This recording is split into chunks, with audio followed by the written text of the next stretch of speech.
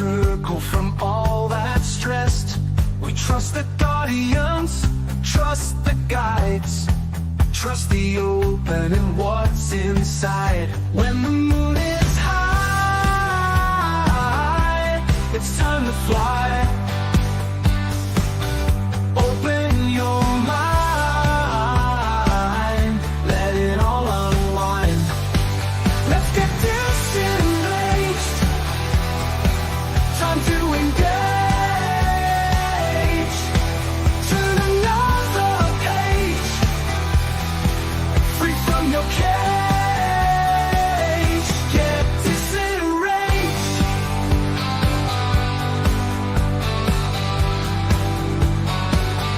When you feel like you've had enough and the week was busy and tough, you need a break, you need some fun, you need to take time from the run. We'll blow your mind, we're just in time. Seek and ye shall find. Time to unwind, let's get disenraged. Time to engage. Turn another page, free from your cage. Get disenraged. Aliens, ghosts, spirits in the shadows, spirituality, ultra reality, the Bible, the pagans, all the conspiracies, tarot, astrology, and alternate history. Open your heart to other possibilities and get disenraged. Time to engage. Turn another page, free from your cage. Get disenraged, disenraged, disenraged, disenraged, disenraged.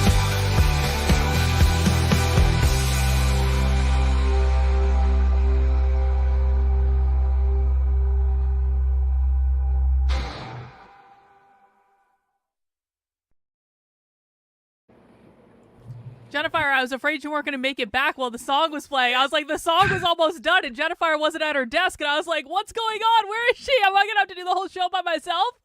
No, I just okay. So hold on. Oh, God. I am out of breath. Oh my God, it's a dog thing. Of course it is. Happens. They're down at the bottom of my friggin' quarter-acre yard, barking their brains out at the lady with the toddler who stares at me when they bark at her. And also the other neighbor had their dog out, and I'm like, you're not doing this right now. I don't believe this is happening right now. And I cannot get them to come in. They're ignoring the clicker. I go They're right like, they're like, we have business. Okay. Fuck you. this little We have bastard. business. They have been tearing everything up. They've eaten a roll of packing paper, 2.5 rolls of that blue tape for when you tape for painting. They've eaten a paintbrush, part of a cardboard box. What else? Oh, and the tape. It's kind of funny when they eat the tape because it's stuck to the carpet. But I mean, I can peel it off easy. But then it's like all over them, so I have to like. Oh. Well, my dog has turned into quite the demanding asshole lately. Like okay, so I mean, like it's so funny, right? Because of course Kobe was like Kobe was not the alpha dog until Honey died, and then Kobe got elevated to being the only dog of the house. Yeah. And it's like at first you could tell like he's taking his responsibility seriously. He's sitting more by the door. He's looking out. He's trying to be more of a guard dog. He starts to bark more. We had never heard Kobe bark the way he's been barking in the last like several months, because he's barking at people delivering stuff, or occasionally barking at nothing, which Honey used to do as well. Yeah. And so then Kobe starts demanding our food all the time. And it's not as though Kobe doesn't have his own food.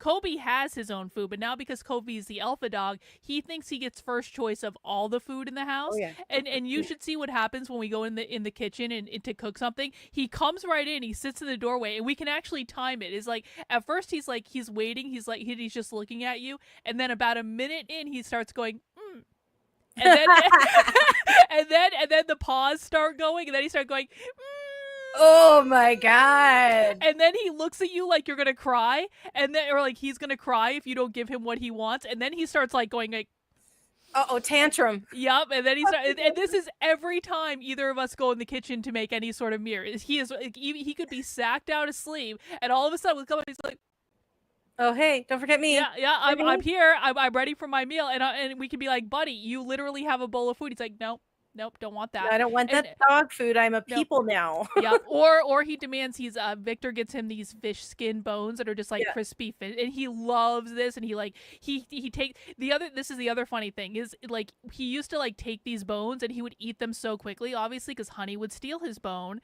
if he but now there's remnants of the bone everywhere because now he doesn't have to worry about the other dog stealing the bone, and so he keeps half of the bone for later in his bed. And occasionally he comes up with a whole collection where we're looking at him, they're like, buddy, your bed is filled with fucking bones, what are you doing? And of course he sees no problem with this. Oh no, he's spreading the scent of his favorite food. And it's like he thinks he rules the house now. It was so funny. I was up here working the other day.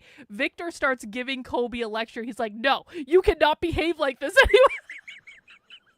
Now look here, sir. Yeah, look here. You are not the ruler of the house, sir. Yeah, well, Victor needs to show him he's the alpha now. Yeah, exactly. So, bless. That's dog, so cute. Dog trouble. Trouble. Well, I trained them to the clicker, and they were coming perfectly every single time. I'd just stand at my back door and go click, and they would immediately run up and they get a treat. And it's perfect. And now they're just ignoring it. Like, yeah, I know. We don't have to worry. We'll get a treat later. You know, they're being like, I don't know how well their birthday's in 14 days, 2 weeks, their first birthday. Oh. So, but they're acting like bratty little kids because I raised awesome bratty kids. Yeah. But I mean, they are puppies in their heart. They're just a mess. That's how puppies are. Yeah, it's amazing. Well, Jennifer, I have exciting news. Do tell. Well, it's not really news. It's more just an interesting story. Okay. So we watched a documentary on the stream earlier today about queer activism in the 90s. It was filmed in 1999 when I was a senior in high school, and it was fucking wild because it was like every single thing that I've been saying happened in the 90s was in this video, and it was like they were using exactly the same language as they're talking about anti-racism. They had a whole queer activism conference about anti-capitalism where they were struggle sessioning they were hanging up signs saying there are too many white people at this conference, and that my God, I swear it was like literally every fucking cliche about queer activism was in this documentary that was filmed in 1999. It was wild. It was like, holy shit. But because we were watching documentaries from the 90s, I may have found one of my old senior pictures. Oh. Yeah. Do you want to see one of my senior pictures from high school? From 1999. I think you'll have a great appreciation. I don't have any of my senior pictures scanned and in my computer. I had really nice senior pictures. You know, I don't even know why. This is not I actually had a fancier senior picture than this. This was the casual senior picture. I had a fancy one where I had my hair out and my makeup done and all that shit. But like, this was the casual. See, with the hat. The hat was my favorite hat ever. I wore that hat everywhere. I love that hat. That was me in high school. Look at those deep, thoughtful eyes. Yep. Got the 90s sweater. And we're watching these documentaries from the 90s, and it's like all this oversized clothes and plaid and the big jeans. I was like, 90s fashion, man, it did not get better than you will never convince me that it has ever gotten better than 90s fashion. It's the best. It was so comfy. So yeah, that was me in high You school. getting ready to go join the Cosby Show or Thug Life or something, one of the two. Well, you know what's funny is the reason I thought of this was we were watching these 90s documentaries, and everyone's wearing this fucking hat. Oh, really?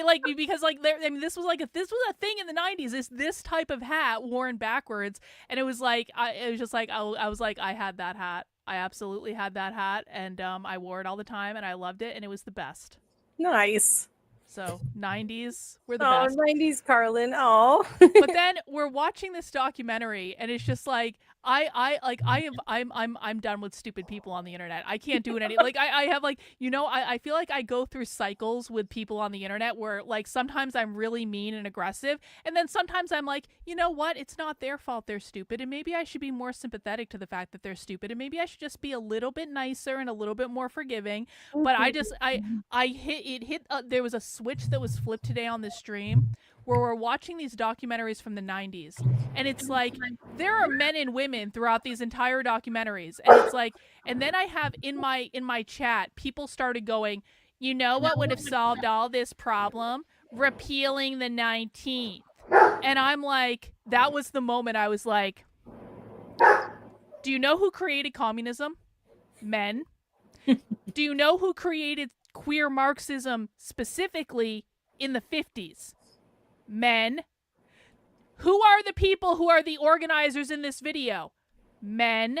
Oh, boy. And you're telling me the solution to this whole problem is taking away women's right to vote? Maybe men need to get into fucking line. Maybe men need a fucking check. And they're like, no, women allow everything. Repeal the 19th. And I was like, ban. Oh my God, Ban. no way. Ban. People I'm actually think that? Oh yeah, they do. They really do. It's like, even if you have all the evidence in the world that men caused this problem, this problem, this one, oh, this one too, oh, this problem as well. Oh, Well, they no, were in it's charge, women who are the so- problem. And it's just like, you know what? Go fuck yourself. Like, Yeah. I reached my limit with what I'm going to deal with this. Like, and I know this is a dissident right-wing thing where they think women caused all the problems in the world because they can't get fucking laid. But I'm just like, you know what?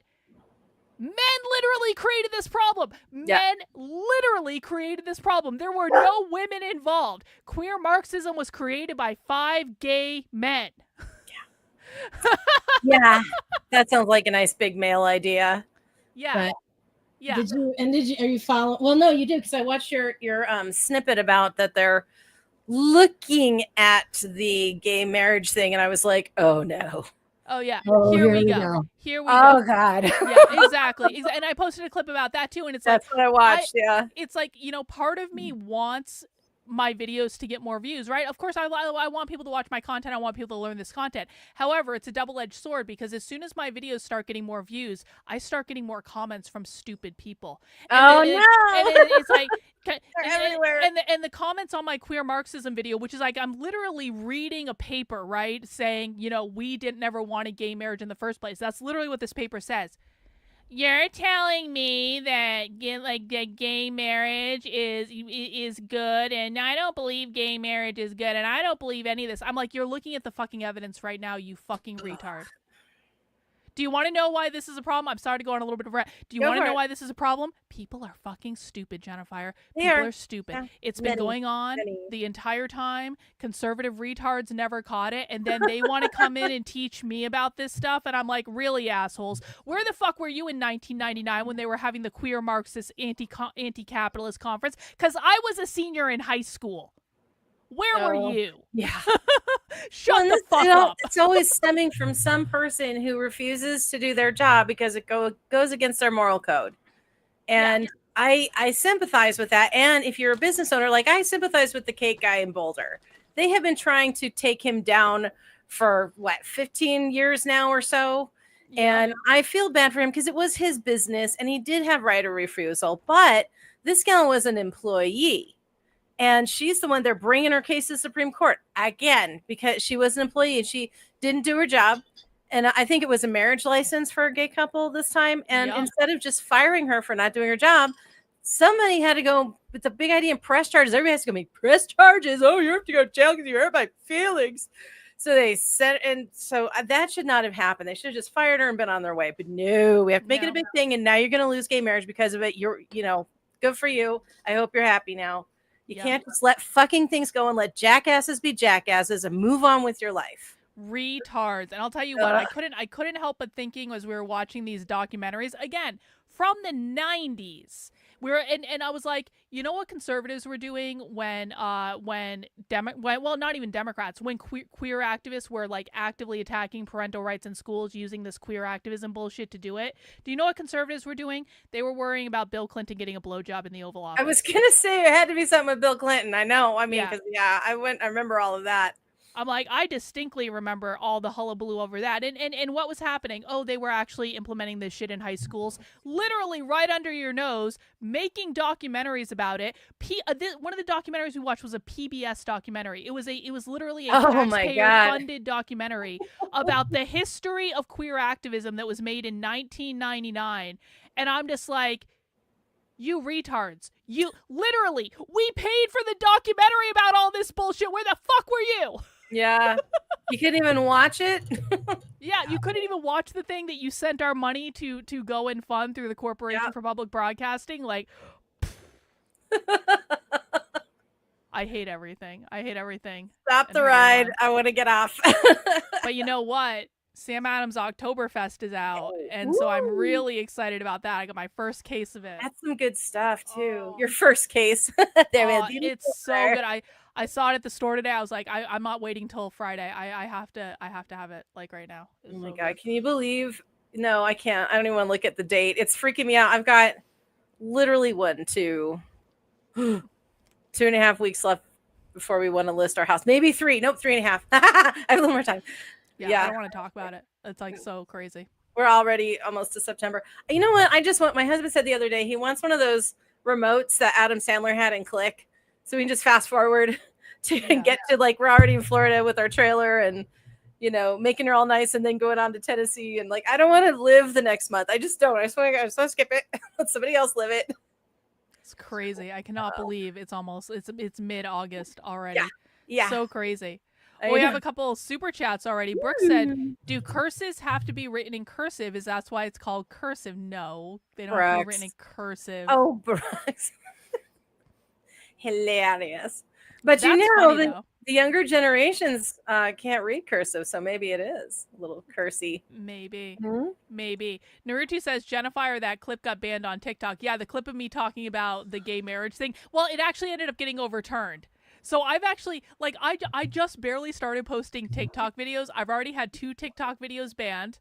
And well, I mean, if they don't ban you, they're not listening. So, and I'm just like, I'm literally not even saying anything in these videos that's like hateful or even controversial. I'm like literally reading what other people say, and they're like, no, this is hateful for other. I'm like, what the fuck?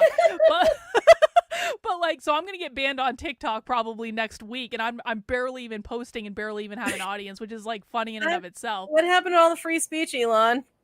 Yeah, well, TikTok. Elon doesn't own TikTok. He's X. That's right. He's Twitch. Yeah. He's the other one. Right. Okay. I don't know. I don't pay attention to either of those, but one of them, that one actually did end up getting reinstated. I appealed it. I was like, what the fuck? I'm reading a paper here. Come on. And they appealed it. So that was good. Murphy's Pool says the wife wants to do the aquarium this weekend. I really don't. There's something fishy about that place. What is it with the dad jokes in the crowd tonight? Well, Murphy's Pool is a he is of a certain age. I will just say that. He's a special kind of guy for sure. You know who else is getting attention that I'm actually very proud of is our baby Nikki. Yep. He is everywhere right now. I'm seeing people coming out of the woodwork to make commentary on everything that he went off on about Tucker and Candace. I'm like, oh, this is so great. And a lot of people are agreeing with him. The young, precocious Nick Fuentes is making waves among all the most important people in the world. He just can't help himself. Did you watch part of his stream last night? No, I didn't, but I had watched. Sorry, I'm having a camera issue there. I was watching your thing on Tucker when he was talking about Tucker, and I wasn't able to finish it because husband and I had to go get the trailer ready for the person who bought it today, and among other things that we needed to get done. So I wasn't able to finish it, but I want to finish it because I am a big Tucker Carlson fan, and this is making me have that "don't make me meet my heroes and hate them" moment, and I'm really upset.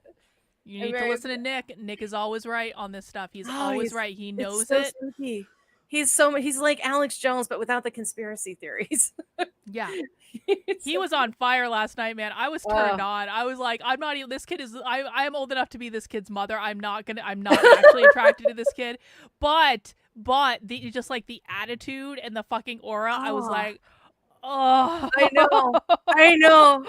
Well, when he was going off, I think it wasn't the one from last night, but it was the night before or something. And remember, I messaged you. I was like, I'm not going to say what I said, but I was just like, I was fired that I am the outside America or whatever. I was like, oh my God. Yeah. Oh, I had to watch it twice. He was I don't so like everything good. he says. I don't agree with everything he says. And that's okay. I don't know any person on this earth I agree with 100%. Mm-hmm. So, I mean, I just have been enjoying his passion and everybody who is so supportive of him right now. It's very cool. He is a Leo, and I feel like he's embracing the Leo energy. He's also Italian, and so it's kind of like, it's like a twofer. Really. We're naturally charismatic. Yeah, well, I mean, that goes along with being a Leo, right? He's a Leo sun. He was meant to be in the spotlight. This is, for sure. Young Nicholas is achieving his destiny. As the future Release monarch of the good. United States.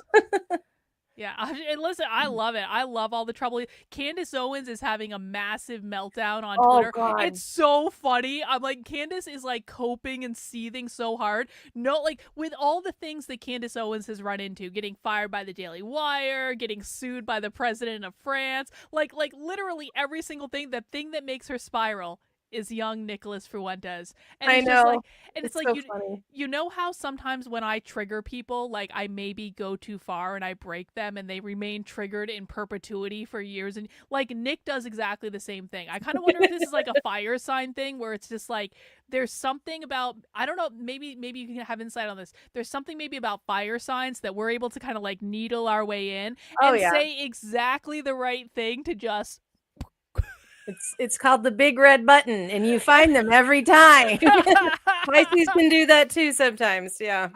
Yeah, Pisces absolutely can do that too. Fuck you, Pisces. Seriously. Excuse me. But anyway, well, we're here to talk about a big comet today causing a big flood. And I'm excited about this, and we're talking about the younger Dryas today. Yeah. And I don't really know that much about the younger Dryas other than it was a big comet that caused a big flood. And but I did some research and I found not that one. I found not that one, this one. I found a bunch of videos of this guy who has a good beard and he looks very old and wise. And shaggy hair. I love it. Good look. So I guess he was on Joe Rogan talking about this, and he has a bunch of videos on his YouTube channel talking about this. But I kind of thought, like, I need like an introduction to this. I understand the basic mise en scène, but I still need someone to kind of walk me through it and explain it to me. And so I found this interview that he did called Younger Dryas Impact. Randall Carlson, who's the guy on Earth's Cataclysm and Atlantis, because I definitely want to know. Yeah, that's kind of like why I like this. I was like, we got the Atlantis connection in there too, so I want to know more about that. And this is actually relatively new. It's like less than a month old, and so I thought that this would be a good introduction to the younger Dryas. Very cool. I'm interested. Yeah, well, this is probably where all of our flood myths come from globally, because every civilization has a flood myth. And so and they all have one dude who got his family in a boat with some animals and survived. But every single one of them, every single civilization has that, but we think it came from this. And also kind of explains some of the way humanity is sectioned racially, I think.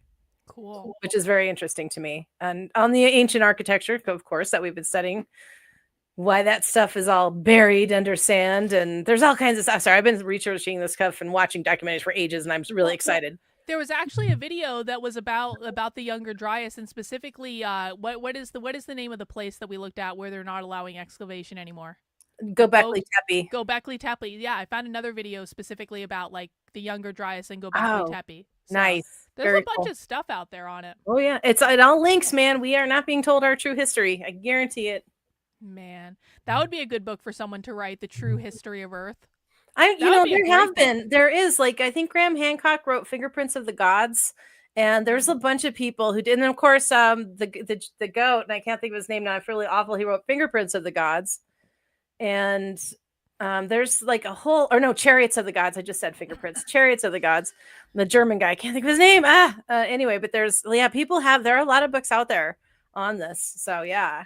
I'm trying to get the AI, on kind of a slightly tangential topic. I'm trying to get the AI to help me map out a book, and it's actually like, it's okay. I'm gonna go off on a tangent. It's actually the book, like one of the original books I had the idea to write when I started my own publishing thing, which is essentially a future book where like the narrator is some point in the future, like 2050 or 2060 or something like that, and the narrator is talking about how the communist revolution happened in America, kind of looking back over history. But I love like the things that they're talking about are like all real things. It's like, here are all the things that happened that we probably should have been paying attention to. But then at some point it goes into like a futuristic thing, and you're gonna have to do like some visioning and some like kind of like, guessing about what might have happened. I'm trying to get the AI to help me map that out, and the AI is not getting it at all. Oh, maybe I have was it do it in with it. sections.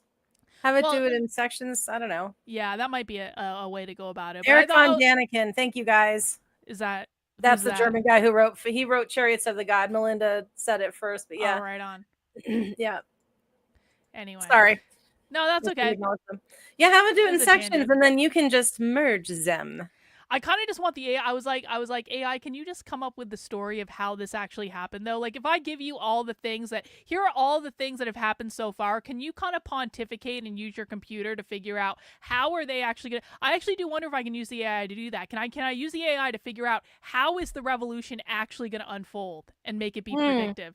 That would be an interesting thing. Yeah, and then you're going to be blamed for being the person that got AI thinking about how to blow up the world, and then the world will blow up. Whatever. They're going to blame me for something anyway, so I don't, whatever. It doesn't really matter, Jennifer. Gonna freaking rain on my parade. Like, oh, they're only going to blame you for the downfall of the world if you write this book, Karlyn. Oh, great. They totally will. Great. All right. Well, let's get into our interview. I'm going to go let my other dog in because I only got one of them to come up. So now I got to get the other one in. So get it started. I'll be right back. All right. Jennifer's going dog hunting.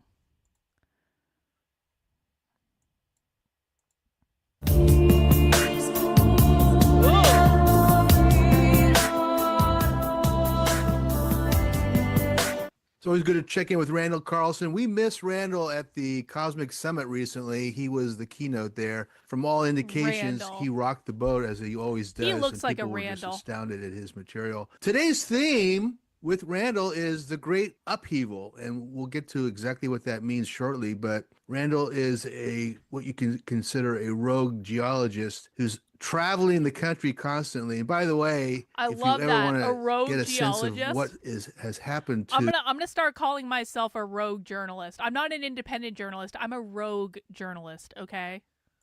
To our planet.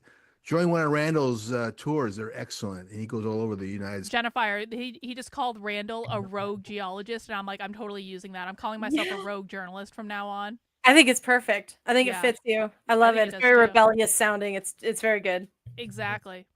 States pointing out geological disasters front and center. So, hey, Randall, good to see you, man. Hi, how you Randall. been? I've been great. Good to see you, Cliff. Fantastic. Hey, how was Cosmic Summit? What was your impression? My impression is it is overwhelming. Don't have it really well. I gave a 90-minute presentation, and then I think that was on Saturday, and then Monday I did a 3-hour workshop for anybody who wanted to take it on. You did a special presentation on Monday, yeah. Right. Yeah, I did a class. It was like a classroom on sacred geometry. Amazing. So I took people through some of the preliminary drawing exercises. Yeah, it's funny because George Howard does a good job. He makes sure that everything is streamed, and so we have a lot of people that listen to Earth Ancients from around the world that actually just dial in and capture the streaming. So that's really a good idea.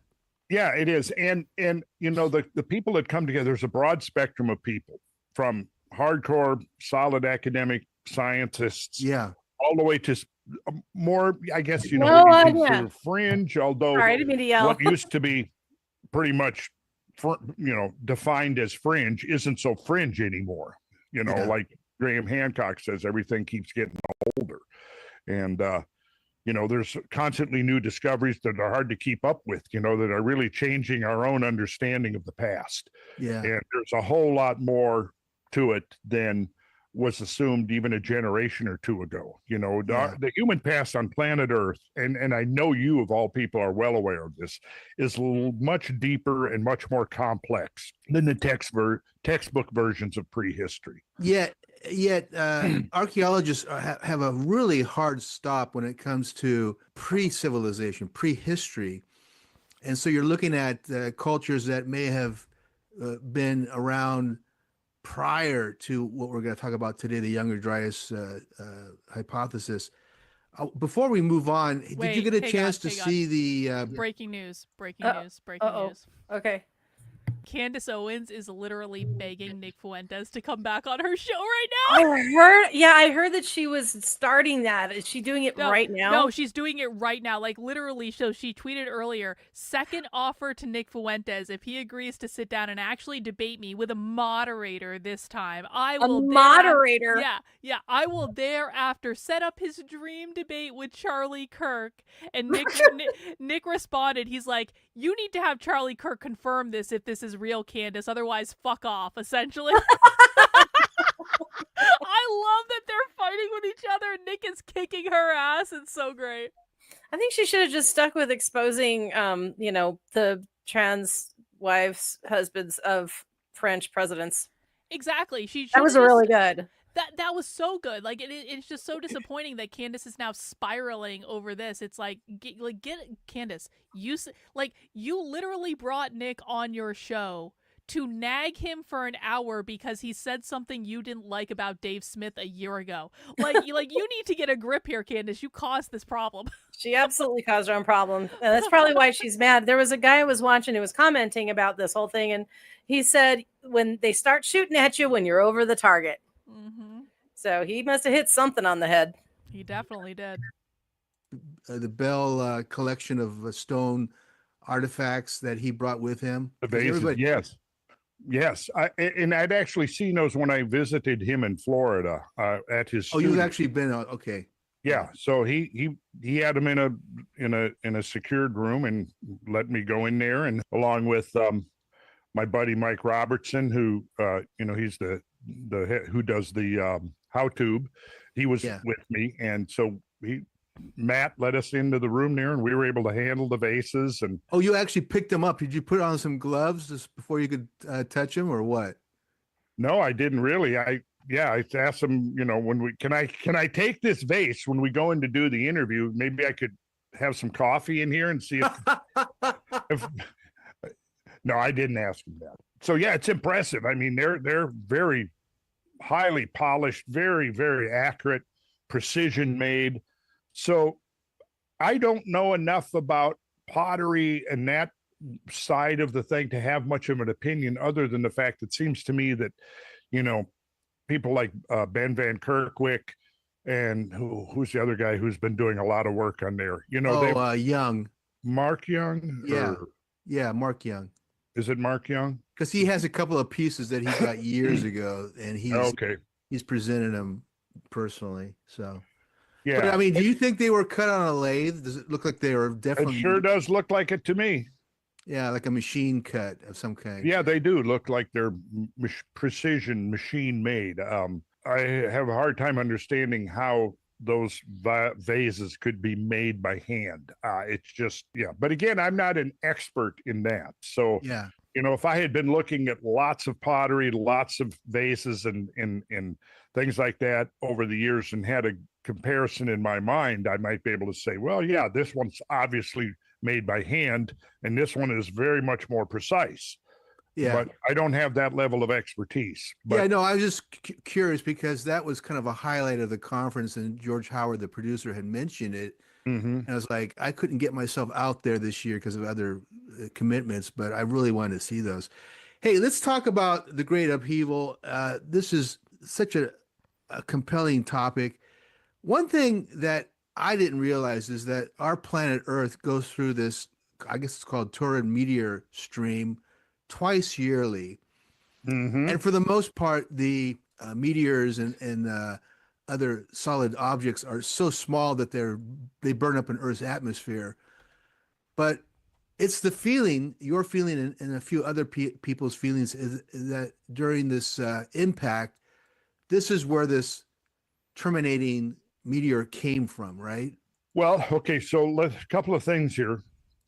Let's so sketch out the broad picture for people listening. Thank you, Randall. The younger Dryas boundary, which has been known about for decades, but never had a really satisfactory explanation. The more they begin to learn about the younger Dryas boundary, the weirder it got. And it finally, somebody says, well, I think we need to broaden our perspective. And so in 2007, a paper came out. It was lead author was Richard Firestone, James Kennett, Alan West, and I think there was 17 co-authors, including George Howard. I think his name was on that paper as well, where they began to look at this well-defined layer. We can, in a minute here, we can pull up so people can see what actually defines that layer. It's called the black mat. Black mat. You've heard of that. Yeah. Now there are black mats that are basically they are created in environments where there's moisture, where algae blooms. And so there are different black mat layers with different dating, but there is a very prominent one at the younger Dryas boundary. And so they took a closer look at that. And what they found there was proxies for an impact of some kind of a cosmic object, an asteroid or a comet or something in between. Like we now know that the whole definition of comet and asteroid has gotten very plastic because used to be they were very distinct objects in space. Right. But now what's happened, there's a lot of hybrids and there's almost a continuum of objects. There are comet-like asteroids and there are asteroid-like comets. So whatever it was, and the critics of the hypothesis, one of the things that they kept emphasizing was that the proxies, you know what I mean by a proxy? In other words, we're not seeing the impact itself or the actual object. So we have to look at the secondary consequences. For example, if you have diamonds, nanodiamonds that are only created under extremely high pressure, right? That's a proxy. So you go, okay, there had to be something here. We don't see the actual object, but we see the effects of that object. So that's a proxy. A proxy might be little marble-like spherules that form when you have a hypervelocity impact. One of the things that it does is it rapidly melts not only itself, but the target material that it crashes into, and that will create a vapor. And when that vapor cools and crystallizes out, it'll rain back to Earth, and you'll get these small little micro spherules. Right. Sometimes they're very shiny. That's a proxy. And you have metals, platinum group metals that are rare in the surface of the Earth, but abundant in asteroids and meteors like iridium and platinum, osmium, ruthenium. And so if you see, and this is how they discovered back in 79, 80, when the scientists, Walter Alvarez and his father and their team discovered that there had been an impact at the KT boundary, as it's called. That's the one 66 million years ago where the dinosaurs went extinct. For years and years, the question had been, what caused the extinction of the dinosaurs? Well, so Walter Alvarez and his team, they were looking at this boundary layer, very kind of in a way similar to the younger Dryas boundary layer, except separated by 66 million years, right? Right. But they're looking at this boundary layer, and they wanted to know, over this little thick layer, they want to know, okay, how long did it take for this layer here to be deposited? Was it a couple of days, or was it a couple of centuries, or what was it? So they knew that there's a steady rain of cosmic material, a gentle, steady rain of microscopic cosmic material to the Earth from space, right? Iridium is one of those things that comes down in this cosmic dusting that's taking place constantly, even as we speak.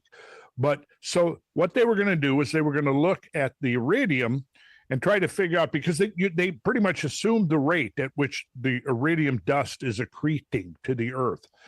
But then they looked there and they realized that, wait a second, this is like more than 100 times more dense than the background amount. So so right there at that KT boundary, you have this big spike of iridium. Above it, it goes back to the background, which is less than 100th, and below it. So you've got this much iridium below it. You've got this much iridium above it, and then in that one little layer, you've got a huge amount of iridium. So they contacted their colleagues around the world and said, go back and take a look at that KT boundary and see if there's an iridium spike. So there were scientists in Denmark and scientists in New Zealand that were early on. They go and they found the KT boundary in Denmark, and they looked at it, and sure enough, there was a huge iridium spike. In New Zealand, they looked, huge iridium spike. Well, over the next year or two, sites all over the world from that 66 million year dinosaur killing era all had this cosmic metal. So then you sort of reverse engineer and you go, okay, it looks like the entire planet got dusted with iridium. Now we know the percentage, the content of iridium that's, say, in an asteroid, right? We know how much is in a meteorite. So in order to get enough iridium to dust the whole world, how big of an asteroid do you need Pretty to fucking deliver big. that volume of iridium? Yeah. Well, the calculations were about a 6 mile in diameter asteroid. Wow. Oh my God. Well, I mean, if you've got a 6 mile in diameter asteroid coming in at, say 15 miles per second, think about 15 miles per second. That thing is moving at, 10 to 20 That's times the speed of a crazy. high-powered rifle bullet. Yeah. And it's the size of Mount That's Everest, right? crazy. Boom! Okay, that was it. That's set into motion this whole set of feedbacks that it looks like that ultimately took out the dinosaurs. And it may have not been overnight, but it was Extinction probably level. in a very, very short period of time. And you're So- telling me that's Wait, what'd you say, Jennifer? Extinction level. Extinction level event. Yep. And we've got one coming our way again.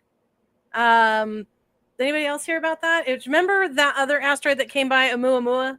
I heard there was a random asteroid that was coming through space at some point. Yeah, so there's one coming our way that they are thinking might be synthetic. Like, it's showing qualities of rock and not rock. Really? And So the so- aliens are sending an asteroid at us. It's basically like Starship Troopers with the bugs. Or they have like an engineered asteroid that they travel in. I mean, I don't know. Stranger things could be, but yeah, it's like or it's just gotten covered in stuff as it's traveled. But Man. they're saying something about it could be an aliens or something, but it's going to pass I don't know about unnaturally, but it's going to pass eerily close to us in the end of this year. Is it that soon? God, I have to look that up. Yeah, Again. it's that soon. Yeah, it's like coming. It's coming. Oh shit. Well, I really hope it if it hits Earth, I really hope that I die instantly because I do not want to live through the aftermath of that. That would really suck. Although, on the other hand, I mean, it would, starting over might not be the worst thing that's ever happened to humanity given the way things are going. So, maybe Come to my property. We'll have our little commune there. I think that's a really good idea. We'll have to fend our way to Tennessee to be able to. Yeah. planetary wide event. That's what they call a true terminating event, right? That's a terminating event, yes. Now, the event of younger Dryas boundary, which is now dated to just a little bit younger than 12,900 years, has similarities and parallels with the dinosaur killing event, but on a smaller scale. Because if a 6 mile asteroid, Cliff, had struck the Earth 12,900 years ago, we wouldn't be having this conversation today. Hey, In Karlyn, fact, we wouldn't even be here because Hang on. human beings, unless they had Yes. did you know that you cannot say asteroid without saying ass? Dun dun dun dun. I just wanted to enjoy the dad jokes. Wah wah. Wah, wah. figured out how to get into space wouldn't have survived an event of that severity. it was worldwide. There was worldwide firestorms. There were volcanism on a huge scale that was triggered. There was seismic responses, like earthquakes 10 to 100 times more powerful than anything we've experienced in modern times. Right. The list goes. Acid rain with a pH of like 1. So, it's like battery acid, a rainstorm of battery acid. Then there was the cosmic winter that, there was, so for decades then the whole planet froze over. That's what I mean, it was really bad time to be alive. Snowpiercer. Now, that's 66 million years ago. The Younger Dryas boundary is, like I said, a little bit less than 12,900 years ago. And it's not of the same scale. And yet, relative to what we've experienced in modern civilization and since the rise of modern science, it was extreme. It was an extreme event in its own right. And the more we learn about it, I'll be right back. The more widespread it gets. Like at first it was maybe just regional to North America. Yeah. Well, then evidence is being found in Chile, in Argentina, in Patagonia, even looks like in Antarctica. Now it's being found recently. Younger Dryas evidence was found in Siberia. So it looks like it's worldwide. But it's not considered a terminating event because there obviously was some humanoids that were left. It killed most of the North American, according to the writing, the North American megafauna, the big land animals. But obviously, other parts of Europe and Asia and perhaps the South American area weren't affected as much, were they? Well, okay, that's a very good question, Cliff. So we can consider that the loss of species is going to be directly a function of the loss of habitat. If you destroy the habitat that a particular species is adapted to and survives in and on that habitat, there's a very good chance that they will go extinct if they don't adapt.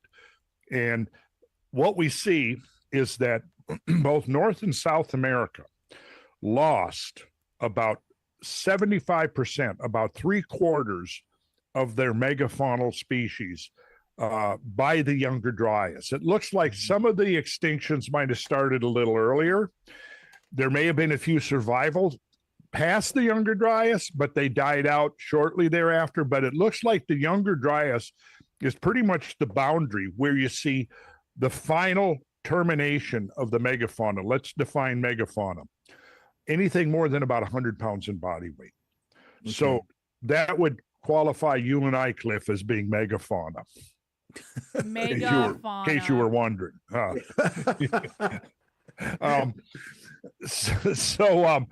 So 3/4, roughly 3/4. Now go to Eurasia, about 35%. Go to Africa, about 10. It depends on who's counting, but 10, maybe 15%. So what it looks like is the Western Hemisphere was the more severely impacted, say, than Europe and Asia and Africa for sure. The Northern Hemisphere probably more severely impacted than the Southern Hemisphere. I think that North America was probably ground zero for a series of impact events. But to me, what you can extrapolate from that is that, again, if the species loss is a yardstick for habitat loss, then the greatest habitat loss would have been in North and South America. And I used to think that North America had the most species loss, but South America is right there. They're very close in some, of course, and even with some estimates, South America might have lost a few more species than North America. And I haven't studied the geology and the planetary transitions in the region of South America like I have North America. But when we look at Africa, look at the Serengeti Plain and think about the megafauna. That's the greatest concentration of megafauna on Earth today, the Serengeti Plain. You've got the elephants and giraffes and hippos and rhinos and, all these animals, buffalo, you've got, list goes on, right? You've got lions, you've got cheetahs, you've got all of the, and those basically are left over from the Pleistocene, the epoch that was ended with the Younger Dryas. Right. The Younger Dryas is the sort of the boundary, the marker for this transition between 2.5 million years of the Pleistocene into the 11,600 years of the Holocene. And you think about the Holocene, that's the geological term for it. Right. The Holocene is basically where we see the rise of civilization. You know, and think about this, Cliff. If you go back 8 to 10,000 years, and this is when you see what they call it the agricultural revolution, one of these great transitions from a hunter-gatherer migratory lifestyle into farming, right? Okay, so this occurs in that millennia or two right after the Younger Dryas. And we see transition to farming. We see the domestication of animals on a wide scale. Again, within that same milieu. We see the dispersion of languages. If you study languages in the language tree, you see that major dispersion of languages takes place in that same window of a couple of millennia. When did we see the first urban complexes arise? In a few isolated places between 7,000 and 8,000 years ago. Right. We didn't really see the major flowering of civilization, for example, in Egypt or Sumeria along the Tigris-Euphrates River Valley or the Indus River Valley in that part of the world, or there was a rise of civilization along the Amazon. Right. At that time, Graham Hancock has documented that quite well. We see the very first monumental earthwork architecture in America during that same few centuries that is putting us between 4,500 years ago and 5,000 years ago. What's becoming apparent now, Cliff, the evidence is pointing to the fact that just like there were many species that went extinct, you do not think about this. You don't go in and exterminate 3/4 of all species, and then the quarter that's remaining is completely unscathed. And in fact, think about the near extinction of the American bison. Okay, so it roamed, there was millions of them, in the early 1800s. Now you get to the turn of the century, and there's only a few hundred.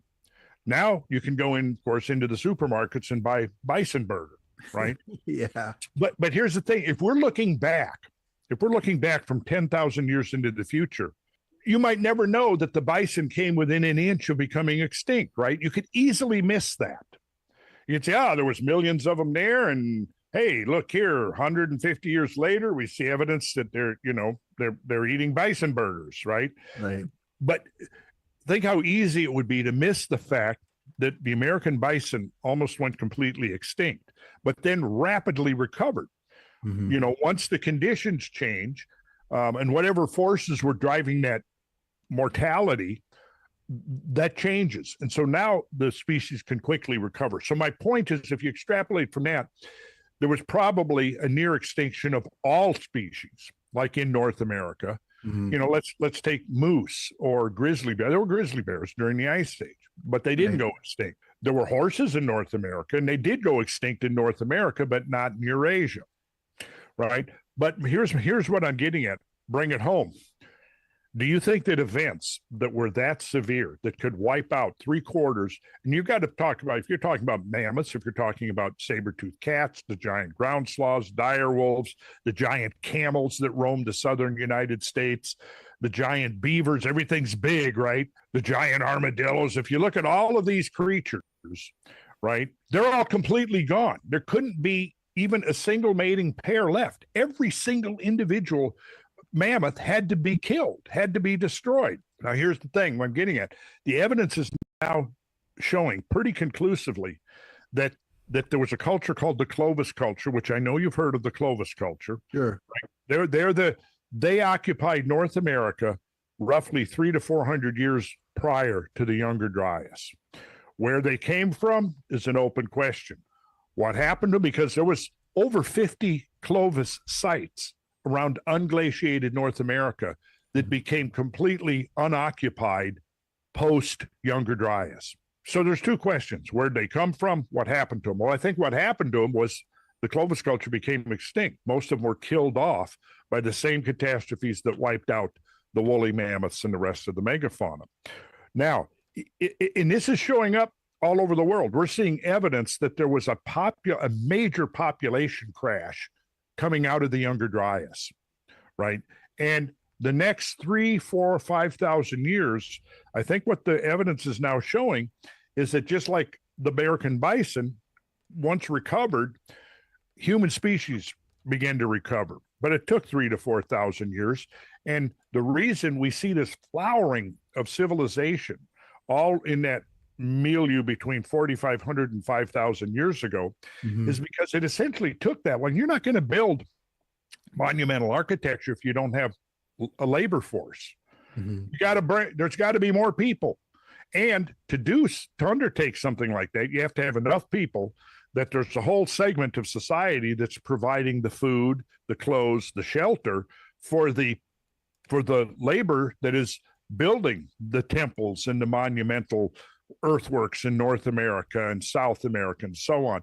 So you have to have this recovery. And I think that's why we don't see a lot of stuff up until about 4,500 to 5,000 years ago. And then almost as if somebody blew a whistle, you see this flurry of activity. You see it in Samaria, you see it in Egypt, you see it in the along the Indus Valley, you know, the whole civilization that arose there. You see it in North America, you see it in South America, and you see it in British Isles in Northern Europe. Because think of Timothy, this isn't right. Farmers are capitalists. Farmers use private property in order to enrich themselves. So that's not exactly a correct interpretation. About Stonehenge and so on. Those early megalithic structures in the British Isles date to that same period. But are those all reboot sites, Randall? Are we talking about reboot sites? Now, there's a great question. Yeah, I think in a lot of cases we are, because there's evidence that many of those sites were occupied earlier and were considered to be, if you want, sacred, whatever that we define that term to mean. I would say that it probably implies that there's a special quality or energy to these sites related to the geological composition and structure of the site and its relation to the heavens above. I think we're looking there possibly at an ancient science of uniting heaven and earth, because doesn't it seem, and I know you've now seen enough of this to see the similarity, the underlying similarity of so many of these ancient structures. Even though they don't look, you know, you could look at Egyptian pyramids or an Egyptian temple. It looks very distinct from, you know, what they were building in Samaria with the ziggurats and the stepped. It looks very distinct from what they were doing in North America with these. I don't know if you've ever visited any of the. You know, it's funny. I haven't been to any of the mound builders, but I gotta go. I gotta go on a Randy Carlson tour. Cliff, yeah, I'm not gonna give you any rest. You got to get out and see what. Get out and see him. Okay, Timothy, this isn't exactly related to the topic, and I would appreciate it if we weren't talking about socialism on DISENRAGE unless absolutely necessary. But I have socialists on video talking about how farmers are capitalists. So this is not up for opinion. This is fact. And now that we have clarified that, we're going to watch the video. Thank you. Well, I'm not going to give you my crop. What's that? I'm not going to give you my crop for free. Well, no, that's still, capitalism. Yeah, I literally have socialists on video saying that farmers were the first capitalists because they privatized the land and they used it to create private wealth. Like it's like really simple. It's an ancient way of life and they hate it. Yeah. Yeah, Cahokia will blow your mind. Yeah. I mean, that what's called the Monk's Mound is just enormous. Yeah. And you're going to be going, okay, how many people did it take to build this thing? And then, of course, for every person that's engaged in that, there's got to be 10 people that's part of the support infrastructure. And that's an important point. But what I'm getting at is it looks like we got a model. And, of course, this would be subject to refinement and improvement and all of that. But it looks like there was a mortality event, that a bottleneck in human population around the world. It took 3,000, 4,000, 5,000 years for the human population to recover to the extent that we can now look and see the fruits of their handiwork. Okay, but Like- you're saying 9,500 years approximately is when this impact came, wipes out megafauna, wipes out whatever. I think you said last time it was around roughly 85% of humanity estimated was destroyed. Who was, I mean, this is the Atlantis question. Atlantis was destroyed. Other sophisticated early Egyptian cultures, perhaps there were pre-Inca people who were around building stuff. Yeah, yeah. And this is That's- Graham's story. Graham's talking about these earlier people. What is the evidence? Now, I have been to Egypt every year. I think the pyramids are pre-cataclysm. I think the culture that built them were brilliant engineers, and that is a calling card for them. But we don't have traditional science does not believe there was a pre-culture, a pre-devastation culture, Really? because there's, according to them, there's no Yeah, heart no. shards. But I Everything think we're started with getting there Clovis. now. I think our technology is That's getting there. bizarre. There's, you look under the water and there's evidence of ruins. I mean, Yeah. Well, let's talk about one or two of these. the Sphinx has water damage on it. Oh Just no, kind of- that's a conspiracy. but it's not though. You can look at it and No, conspiracy. That's sand erosion, Karlyn. All the popular Okay. archaeologists agree. There cannot be anything before the recognized timeline they have established. Everything that you see now was built by just the normal ancient people but that we can document. but yeah. I'm pretty sure it's water damage though, because it looks like water damage. Yeah, just well, you'd be saying. wrong. No, It's I like- I agree with you. I'm playing devil's I don't care what the archaeologists say. I have eyes. Yeah, I know. There's actually a place in the desert where it ripples like the bottom of the ocean ripples from the water movement and the tides and everything. Yeah. And there's this swath of miles of desert. I think it's in the Sahara. Easy for me to say. And it's evidence of like just a tidal wave taking that area over. But nope. You're a conspiracy theorist. You're an ancient alien person. You don't belong in science. I hate all these fucking gatekeeping assholes. God, I hate them. no. I hate them, Jennifer. It's like, Ah. you know what? Like you have guys like this guy. This guy is like, I love people like him because it's like he has just completely nerded out on the thing that he is most interested in the world. He spent decades studying this thing for no reason. I mean, probably wasn't ever expecting to make a living out of it or being famous on the internet for it or anything. Like, this is just his thing, and he's really into it. And it's like, you're telling me that this guy is just making shit up for the purpose of making shit up? I don't. It doesn't make any sense. He has no reason to. Well, him and about 24 or so other scientists and scientific minds and archaeologists and people. Graham Hancock just started researching it for an article and got so deep into it that now it's his life and he knows more about it than anybody. And he's not an archaeologist, but I mean, all these people believe they all buy this. Like they all think this is how this is supported, and mainstream archaeology just absolutely shovels them to the corner. And the question is why? Why do you think they would cover this ancient history? This is where I am going to bring the socialism stuff back, but I'm not going to talk about it directly. But it's just like going on this journey of like accidentally becoming an expert in the far left in America, where like the real experts, the people with all the big books, they don't know my work, they don't take it seriously at all. But I'm just like, bitch, I fucking know what happened. I have been digging into shit you guys have no idea about. You're wrong for reason X, Y, B, and Z. And it's like, the only reason I bring that up is like, I have absolutely no problem believing that this guy knows what he's talking about, and everyone who says he's a conspiracy theorist is full of shit. And I've only been watching this guy for less than half an hour. Well, It's he like- definitely comes from a place of wisdom. And I love also people that are so well schooled in their field that they just could pop out any detail and story out of their heads like he can. And it makes me respect them that much more. They don't have to go, oh, well, let me go look this back up. Yeah. Like they just have it right here, and anybody who's an expert in something can do that. And so if he's an expert in something, maybe we should listen. But I don't know. There is a reason that they do not want ancient history uncovered or ancient civilizations uncovered. And I mean, I have a couple theories, but I mean, nobody really knows like why they have to do this, why they're so obsessed about it. It's crazy. The Yeah. aliens are going to come and reveal it all one day. Oh, please. These ruins that were part of this impact. What about, we talked about Tiwanaku in Bolivia beforehand. That place, Randall, is cut by a group of geniuses. We don't know what the technology was. It looks like I know. a welding torch of some kind of laser. And these are megaliths of a precision that we just can't conceive of. Oh, So I what know. It's pretty mind-boggling. It sure is. And you know, one of the points I try to make, you know, we were talking about the great upheaval, but one of the points I try to make is that many archaeologists, even geologists, are not trained in catastrophic geology.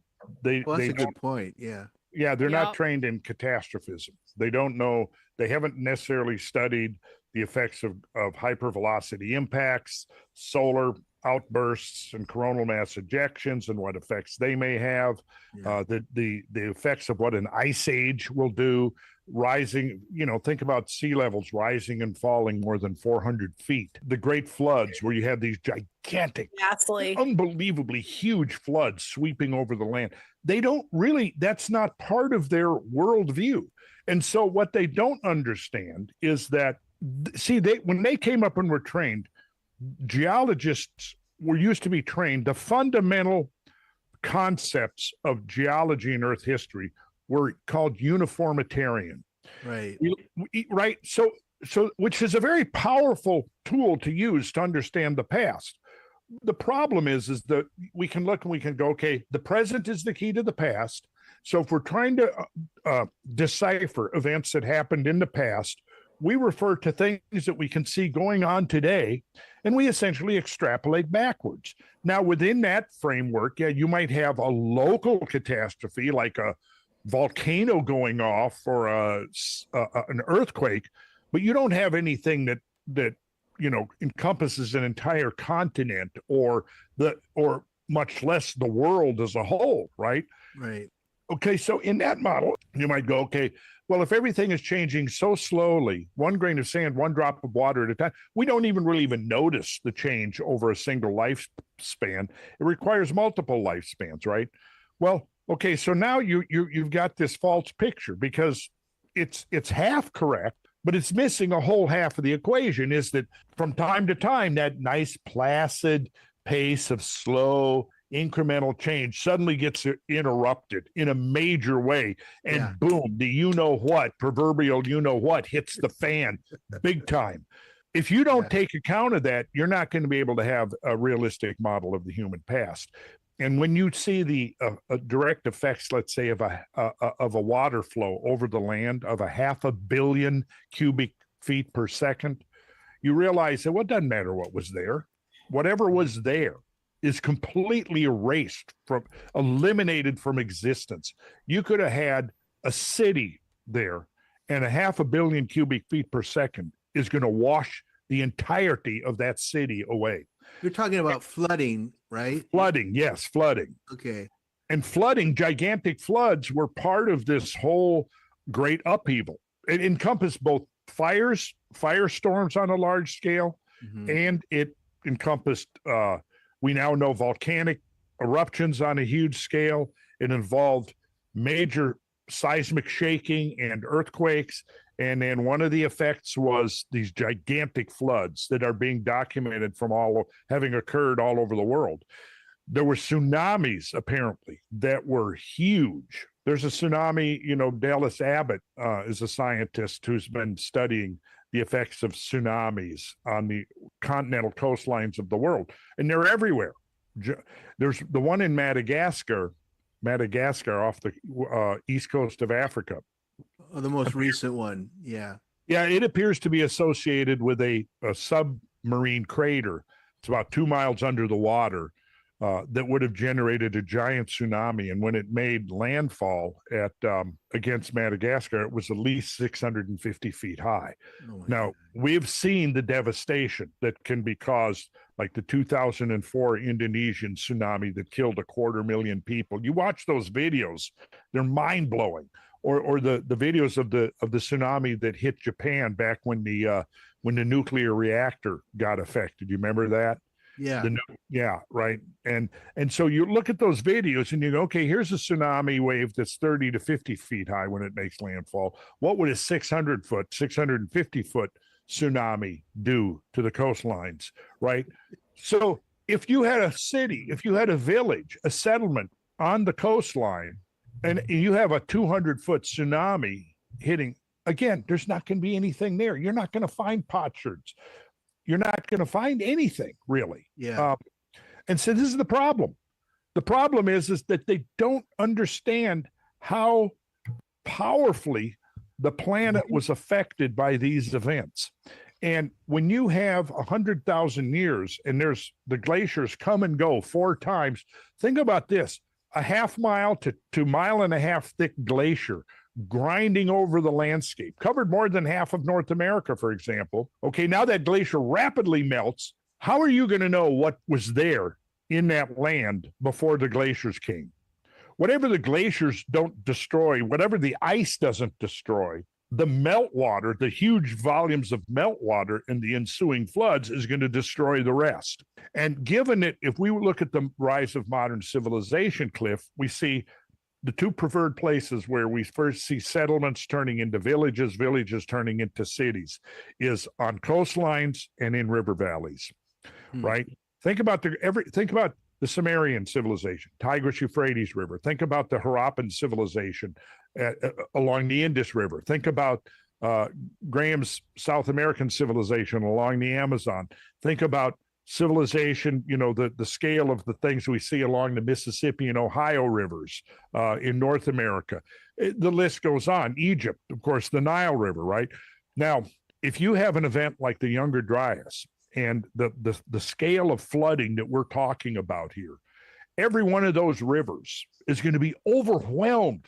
It's going to make, like what happened in Texas on the Guadalupe River, like nothing, like a trickle. So the river gets huge, but do tsunamis come through a river? No. No. Tsunamis come from the ocean. That's what right? I thought. Yeah. Like although, look, if you've got a river coming down to the coastline, that tsunami wave, the force of that can backwash up a river valley, and they will do that, right? Are these single-term events? Like, let's give an example. Like, if we look at Cairo, where there's a tremendous amount of buildings, if the Nile River rises dramatically over, say, a day, does it stay that way? Does it devastate like a huge volume of water and then recede, or does it keep coming? Yeah. Well, now, of course, it's controlled. They built the Aswan Dam, and it controls the flow. But before that, you would have every summer around late July, you would have the floods coming from the Ethiopian highlands in the headwaters of the Nile, the Blue Nile and the White Nile.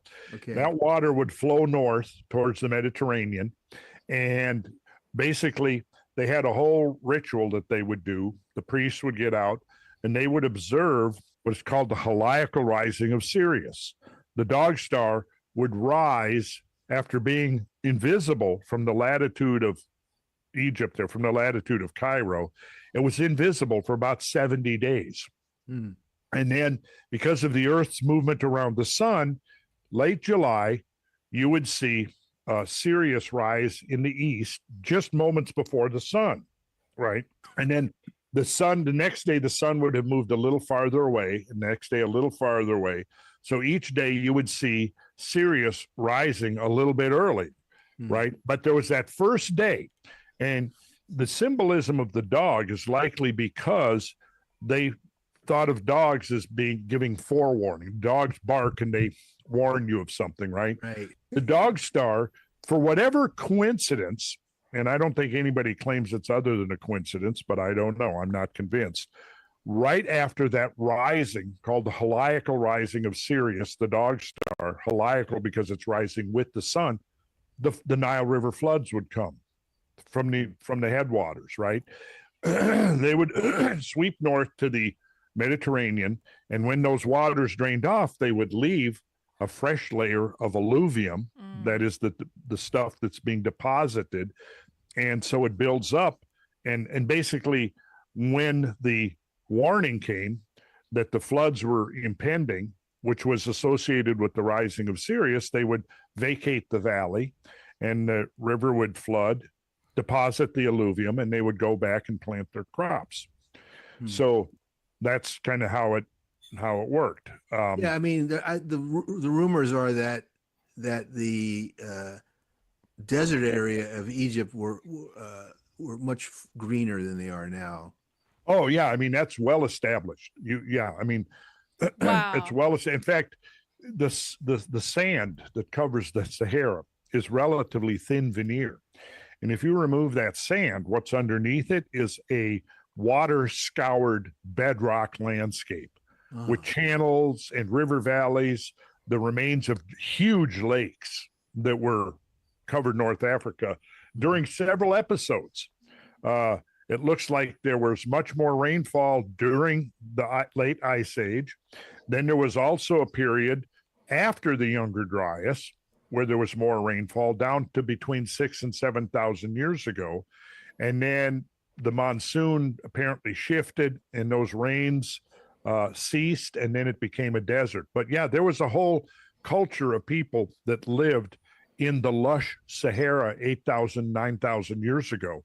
And who they are or where they came from is not known, although a paper I recently read was speculating that they came from the west, migrated across, and ultimately maybe came from the area of the Atlas Mountains in Morocco, which that's interesting.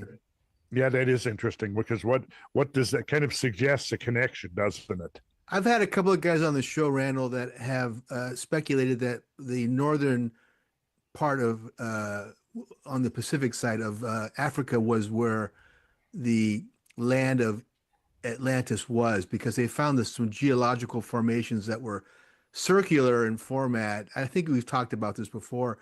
Yeah. And I don't know if it was big enough to support a culture. The bigger problem for me is that they've had guys go out there. There's no evidence of foundations. There's no evidence of bricks, no evidence of any civilization there. Right. And even if it's a geological event that's a terminating event, you're going to see something, Right. shows us formations of civilization. You know what I mean? Hey, Karlyn. Wall. Jesus I don't- Christ, Jennifer, that scared me. Was that too loud? Yes, it was very loud, but it startled me. I wasn't expecting it. Boo. What? Jennifer. Okay, have you heard, because they're talking about when Africa was green and, lush. Have you ever heard of the Eye of Africa? I've heard of it. I don't know what it is, though. Pull up an image of the Eye of Africa. It Okay. looks like a bullseye in the rock and sand. Eye of Africa.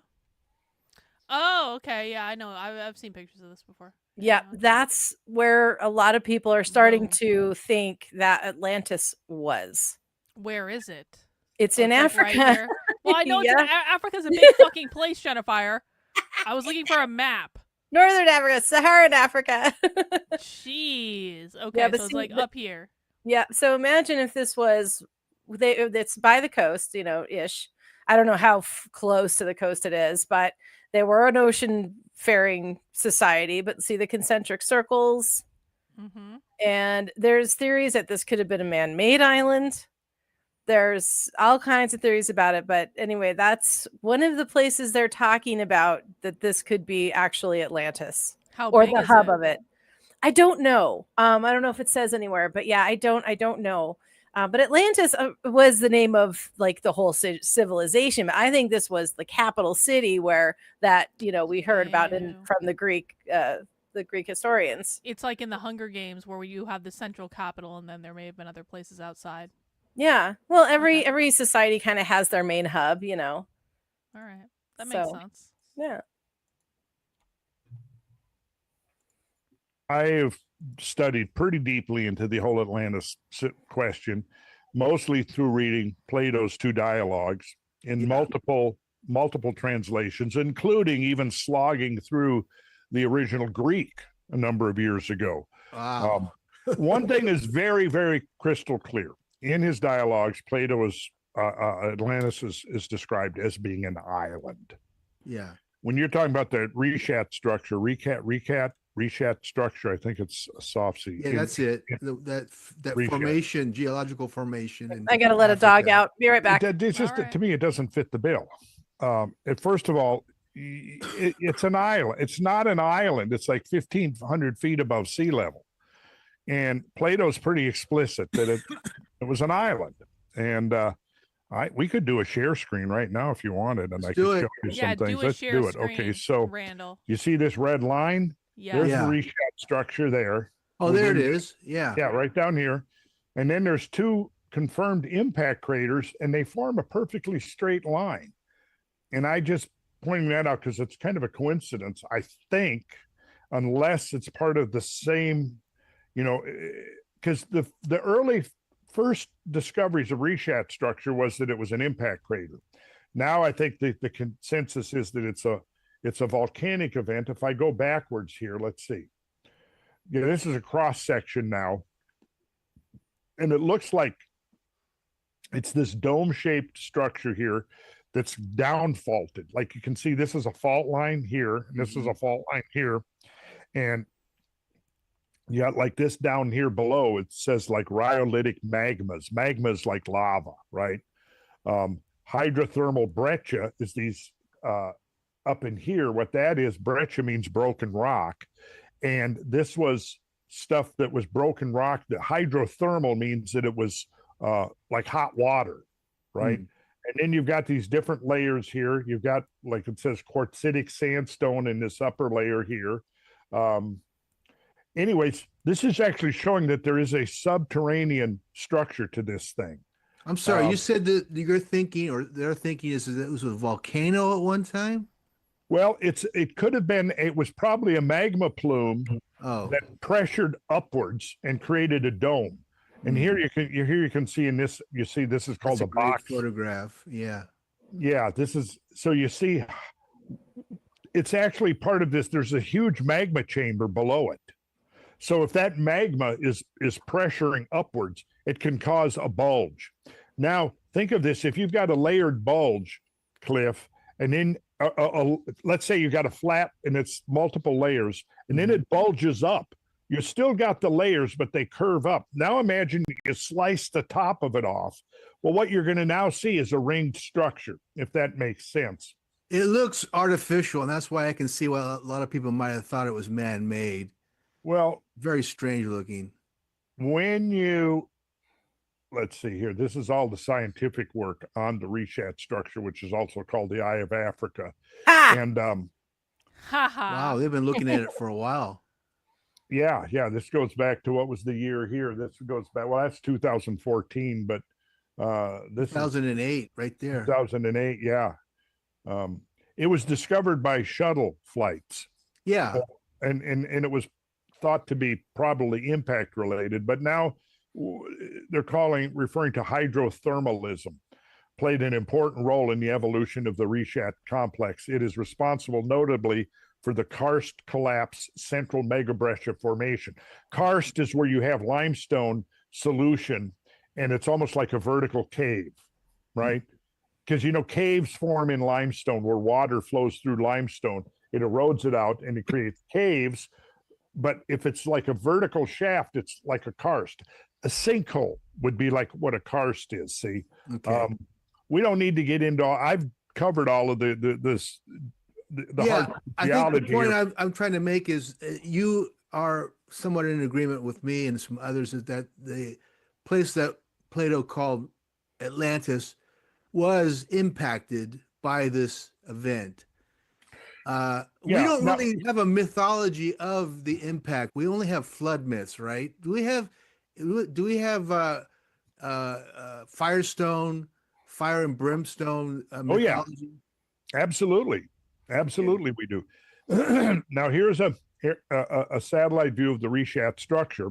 Okay. Yeah. And wow. What I'm going to do is, a lot of times they're saying, well, it's a multi-ring structure, and Plato describes a multi-ring structure in Critias. Well, he's very explicit and precise about the dimensions he gives. So I've created a whole 3D model of the ringed structure of Atlantis, right? The ringed city. Oh. And that blue circle that you see right here, that's it, to the same scale as the Rishat structure. Oh my God, it's tiny.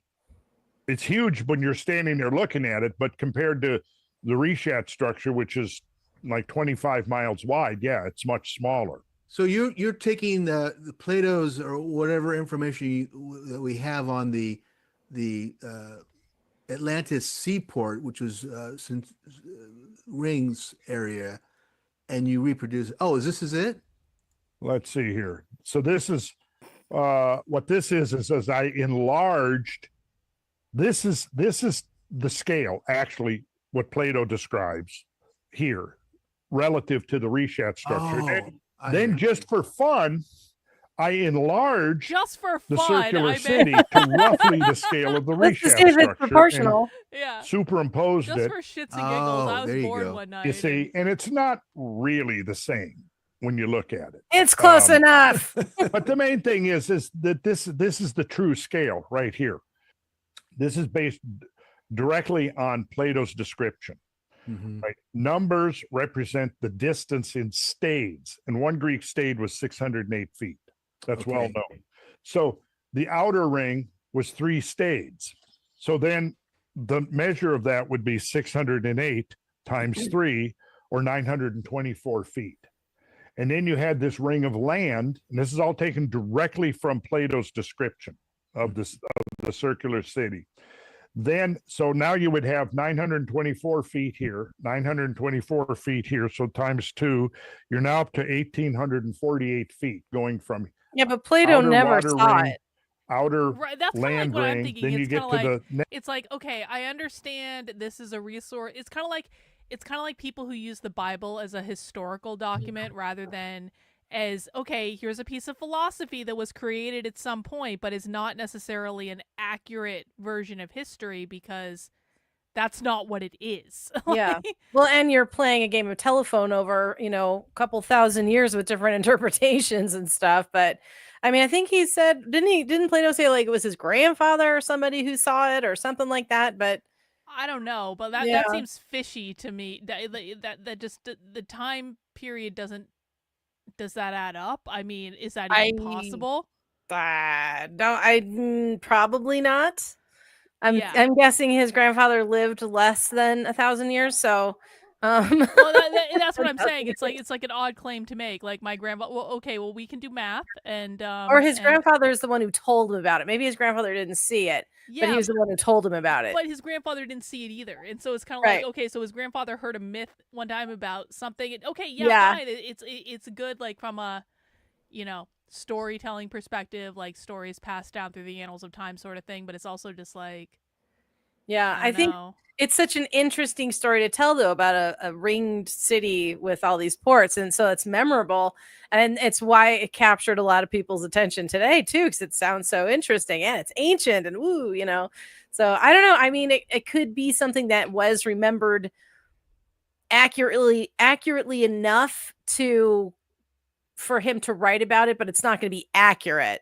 Like it could have been way bigger. I don't know. Like I feel like the internet has completely kind of like ruined me in terms of like how much I can even buy into like the testimony of other people, because I mean I've seen the crazy shit people say about me, and they say, well, Karlyn, you said this. I'm like, well, no, that's actually not what I said, like, at all. And you took one sentence out of like a 3-hour monologue and you made that when it was. It's like I know how people take things and they cherry pick things that Oh, are yeah. and but it's not related to what happened at all. And so I'm kind of thinking, like, can a story like that actually get passed down without just getting completely telephoned out Yeah. of any sort of proportion? I don't think that it can. Yeah, instead of a big fish, it's turning into a smaller fish in the case of the proportions of Atlantis. I mean, and maybe like you could even maybe say, well, okay, this is the era of social media. People have less attention span and all that, and maybe they're more inclined to do it now. And I'm like, people were always stupid. Can we just be honest? Like, the vast majority of people were always stupid. Yeah. This is Well, the there are a human lot of condition. Most people, average people, don't have any reason to enhance themselves in any way. We're just grinding it out, right? Mm-hmm. So, but if you have an inquisitive mind, that's really all it takes to learn and get smarter. Well, I was thinking about this with the Christian question spaces that I've been in, and actually one of the most convincing arguments they've made against Christianity, I thought, was the whole idea that for most of human history, most people couldn't read. Yeah. And so for most of human history, you're talking about like the Bible being the central like book of this religion. For most of human history, most people could not read the Bible. They could not read. And so they were going into these churches where you've got these big spaces and there's this music that sounds really ominous, and you got these people in these robes and they're looking all mysterious and they're reading out of this book and they're telling you what the book says. But the people throughout history couldn't actually read the book. They had no idea what it actually said. And so, you know, they're basically taking the words of these people in these beautiful robes and this big ceremonial thing where it seems really mystical and like all they're creating the spiritual they're- realm. They're creating the whole atmosphere of the thing, but they're not actually looking at the founding documents. And now fast forward to now, and now not only can people read, but now we have AI, now we have social media. Not only can we read, we can go through the Bible with a fine-tooth comb and find literally every single mention of anything within seconds. And then we can compare the different versions and we can say, oh, here's the footnoted version of this one and here's what this one said. And it's just like once you have the ability to wade through all this information and you can actually read it and understand it, the whole story starts to fall apart. Yeah, I mean, I don't think it holds together anyway, personally, but I mean that's why I left the church. But you're making me think of that's why they had the beautiful stained glass windows, is because they were showing Bible stories to the people. But what's funny about it is they use pagan symbology in a lot of it because that's where a lot of them came from. It's what they knew and what they understood. But I think as far as you cannot consider a book of faith historical. Are some of the people real? Sure. Of course they're real. Are there letters in there? Yeah. I mean, is it verbatim? Not anymore. But I mean, I just think it's really got to be really careful about saying this is the word of God, because the Muslims believe that their book is the word of God. Jews believe their books are the words of God. I mean, everybody thinks they have this book from the master designer of the entire of creation, and they're using it to pummel each other. So this is my main problem with organized religion. It's like, listen, they can use these things to manipulate you, especially if you're really good at sounding like what you know, what you're talking about. And you can say, this scripture says this, which means that. And then everybody goes, ooh, which means we hate them. Ah. And it just keeps going. No, I just think it's an interesting way to look at it. Like all throughout human history, we've been kind of like feeding each other these stories, and probably most of them were absolute bullshit, and they were just pushing like whatever narrative they needed to push to get whatever they wanted at the time: more money, more power, more control. It's basically just like Twitter today, but extrapolated out over thousands of years, which should terrify everyone. Yeah. Well, imagine, if you're the sophistication level of a caveman with a limited language, and they're sitting around scared of everything at night, huddled around the fire, and they ask, what are those lights in the sky? And one of the parents or elders goes, and we've all had parents, and they make things up and they tell us stories. And it could Do they ever? But for sometimes for entertainment, we hope we're gonna address that part of it. But I mean, it could have been as simple as that all the creation myths came from somebody imagining something around a campfire to tell their kids why there are lights in the sky. It could be that. So I think some of them are, for sure. I certainly don't think that I don't believe any of the creation stories, but I think they are loose translations, and some of them are loose translations of something else. And that's where I like to go back to the Anunnaki and the ancient alien stuff, because they could not in their limited language describe gene splicing technology. So it's too interesting not to look into, Indeed. Next water ring, which is 2 stades, and then the next land ring, which is 2 stades. Then you get to a water ring, which is 1, and you get to this, which was 5 stades in width. So you can just add them up, right? If you add all of these up, which is what I did, let's see here. We can see that it would be, let's go 3 plus 3 plus 2 plus 2 plus 5 plus 1 plus 1 plus, I'll just go 4 plus 6. We've got 27 stades. And that would be times 608 feet. So you're looking at 16,000 feet. So you're looking about 3 miles in 3 mile width. 3 mile width, yes, Okay. roughly. It seems very military to me. You think that was purposely done? Maybe. It doesn't seem functional, but maybe it was. Well, Plato said then that there was this 300-foot wide canal Mhm. that connected to the ocean so that ships could come in. Right. And here's sort of a 3D oblique view. So this is let's say it's, or oversimplified. Let's say this is the ocean. Right. You got the canal coming in, and then there was a bridge that linked all of the rings, but there was enough room. It was elevated enough that ships could sail under the bridge, and you could have foot traffic or people walking or carts or whatever on the bridge, but underneath the bridge, the ships could sail into the different rings. And here's more or less, you can kind of get the picture. So you see, there's an opening under the bridge, so a ship could come in the outer ring of water, sail through the canal, come to the inner ring, sail through another canal, and ultimately get up here to which was the Temple of Poseidon. Mm-hmm. So there you can kind of get the picture of it. That's oversimplified, but yeah, it's all to the exact accurate scale that Plato describes. And where is this sitting off of? It's close to the Azores or where? Yeah, where is this? I mean, nobody knows. This is a description. Whether it really existed or not is one question. I don't know the answer. That's the problem. We really don't know where it's. Well, thanks, Randall. That really cleared things up. Two parts to the Atlantis story. I thought he was going to describe where the Eye of Africa was. I know. That's what I was hoping for, because he doesn't think it is that. Ooh, shush. You can find it on Google Maps, on Google Earth, rather. Is someone growling? No, Bodie just barked at me because he's overstimulated. Because he wants attention. He does. He needs some comfort. He's mouthy. Describing the island complex and all of its attributes, which actually, in my opinion, fits the Azores better than any other place.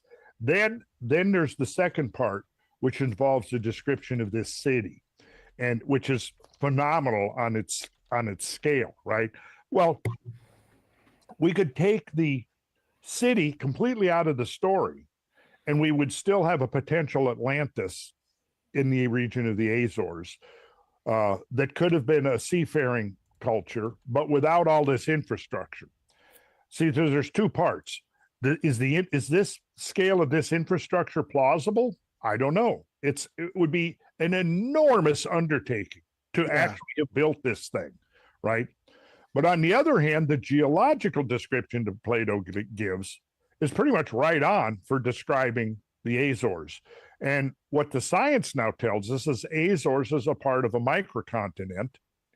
The Azores Islands are the peaks of mountains, and those mountains are in the Azores microcontinent, and it's sunken. We could go through a lot of it, but so then here's Plato's description taken directly from his account. The inner island, 5 stades in diameter, 5 stades at 608 feet equals 3,040. And so I've gone through, worked all the numbers. And now this is interesting because 3,040 is a half a nautical mile. Mm-hmm. Jennifer, do you mind if we switch gears? Because I feel like, okay, this is all really interesting, but I kind of want something a little bit less wonky. This is getting very technical. It's getting very technical, and I have an episode of Joe Rogan that he was on. Now, I don't want to watch the whole 3-hour episode because we'd be here all fucking night. Yeah. But it seems to kind of get into it really quickly, and so I thought maybe we could just do a little bit of this. And someone said that this was the episode where he brought all sorts of like evidence and stuff, and that does kind of seem to be I saw that. the case. And so maybe we can skip around this a little bit. Yeah, that's fine. Yeah, cool. Totally. I haven't watched Joe Rogan in a very long time. And this is an old episode. It's like 10 years old. Oh, wow. I'd like Joe. He's good. Makes it look like we're on a radio show. Yeah. Joe Rogan Podcast, check it out. The Joe Rogan Experience. Train by day, Joe Rogan Podcast by night, all day. Yes, ladies and gentlemen, welcome back. Randall Carlson, how are you, sir? I'm doing well, Joe. You freaked out the entire podcast population the last time you were here with your stories of cataclysmic disasters and the ramifications of asteroidal impacts and just the evidence that you presented Was that that's not the right episode? Hang on. That's not even the right episode. Someone told me the wrong number. Joe Rogan, Randall Carlson. Is episode 501? Someone said. I thought it Maybe was it's this one. 606. Well, Hold on. someone said 606, but he just said that he presented all this stuff on the last episode, so I think someone got it wrong. This is is part what I'm 2. saying. Part 2, so you need the one before it. Maybe 605. Yeah, let's see if that No, it's before that. It's way before that, actually. Okay, well, this doesn't even have any sort of like thing on it. So this is the one that came up when I started searching for it. Oh, that's the dude. That's dude. Yeah, but okay, so we'll just see. We'll see where it goes. Oh, you guys can't even hear this. Nope. You can't even hear it. Can't even hear it. Make it work. I'm working on it. I'm working very hard. I'm working. I literally just want to hear him describe this. So, okay. Hopefully this is the correct episode. fine.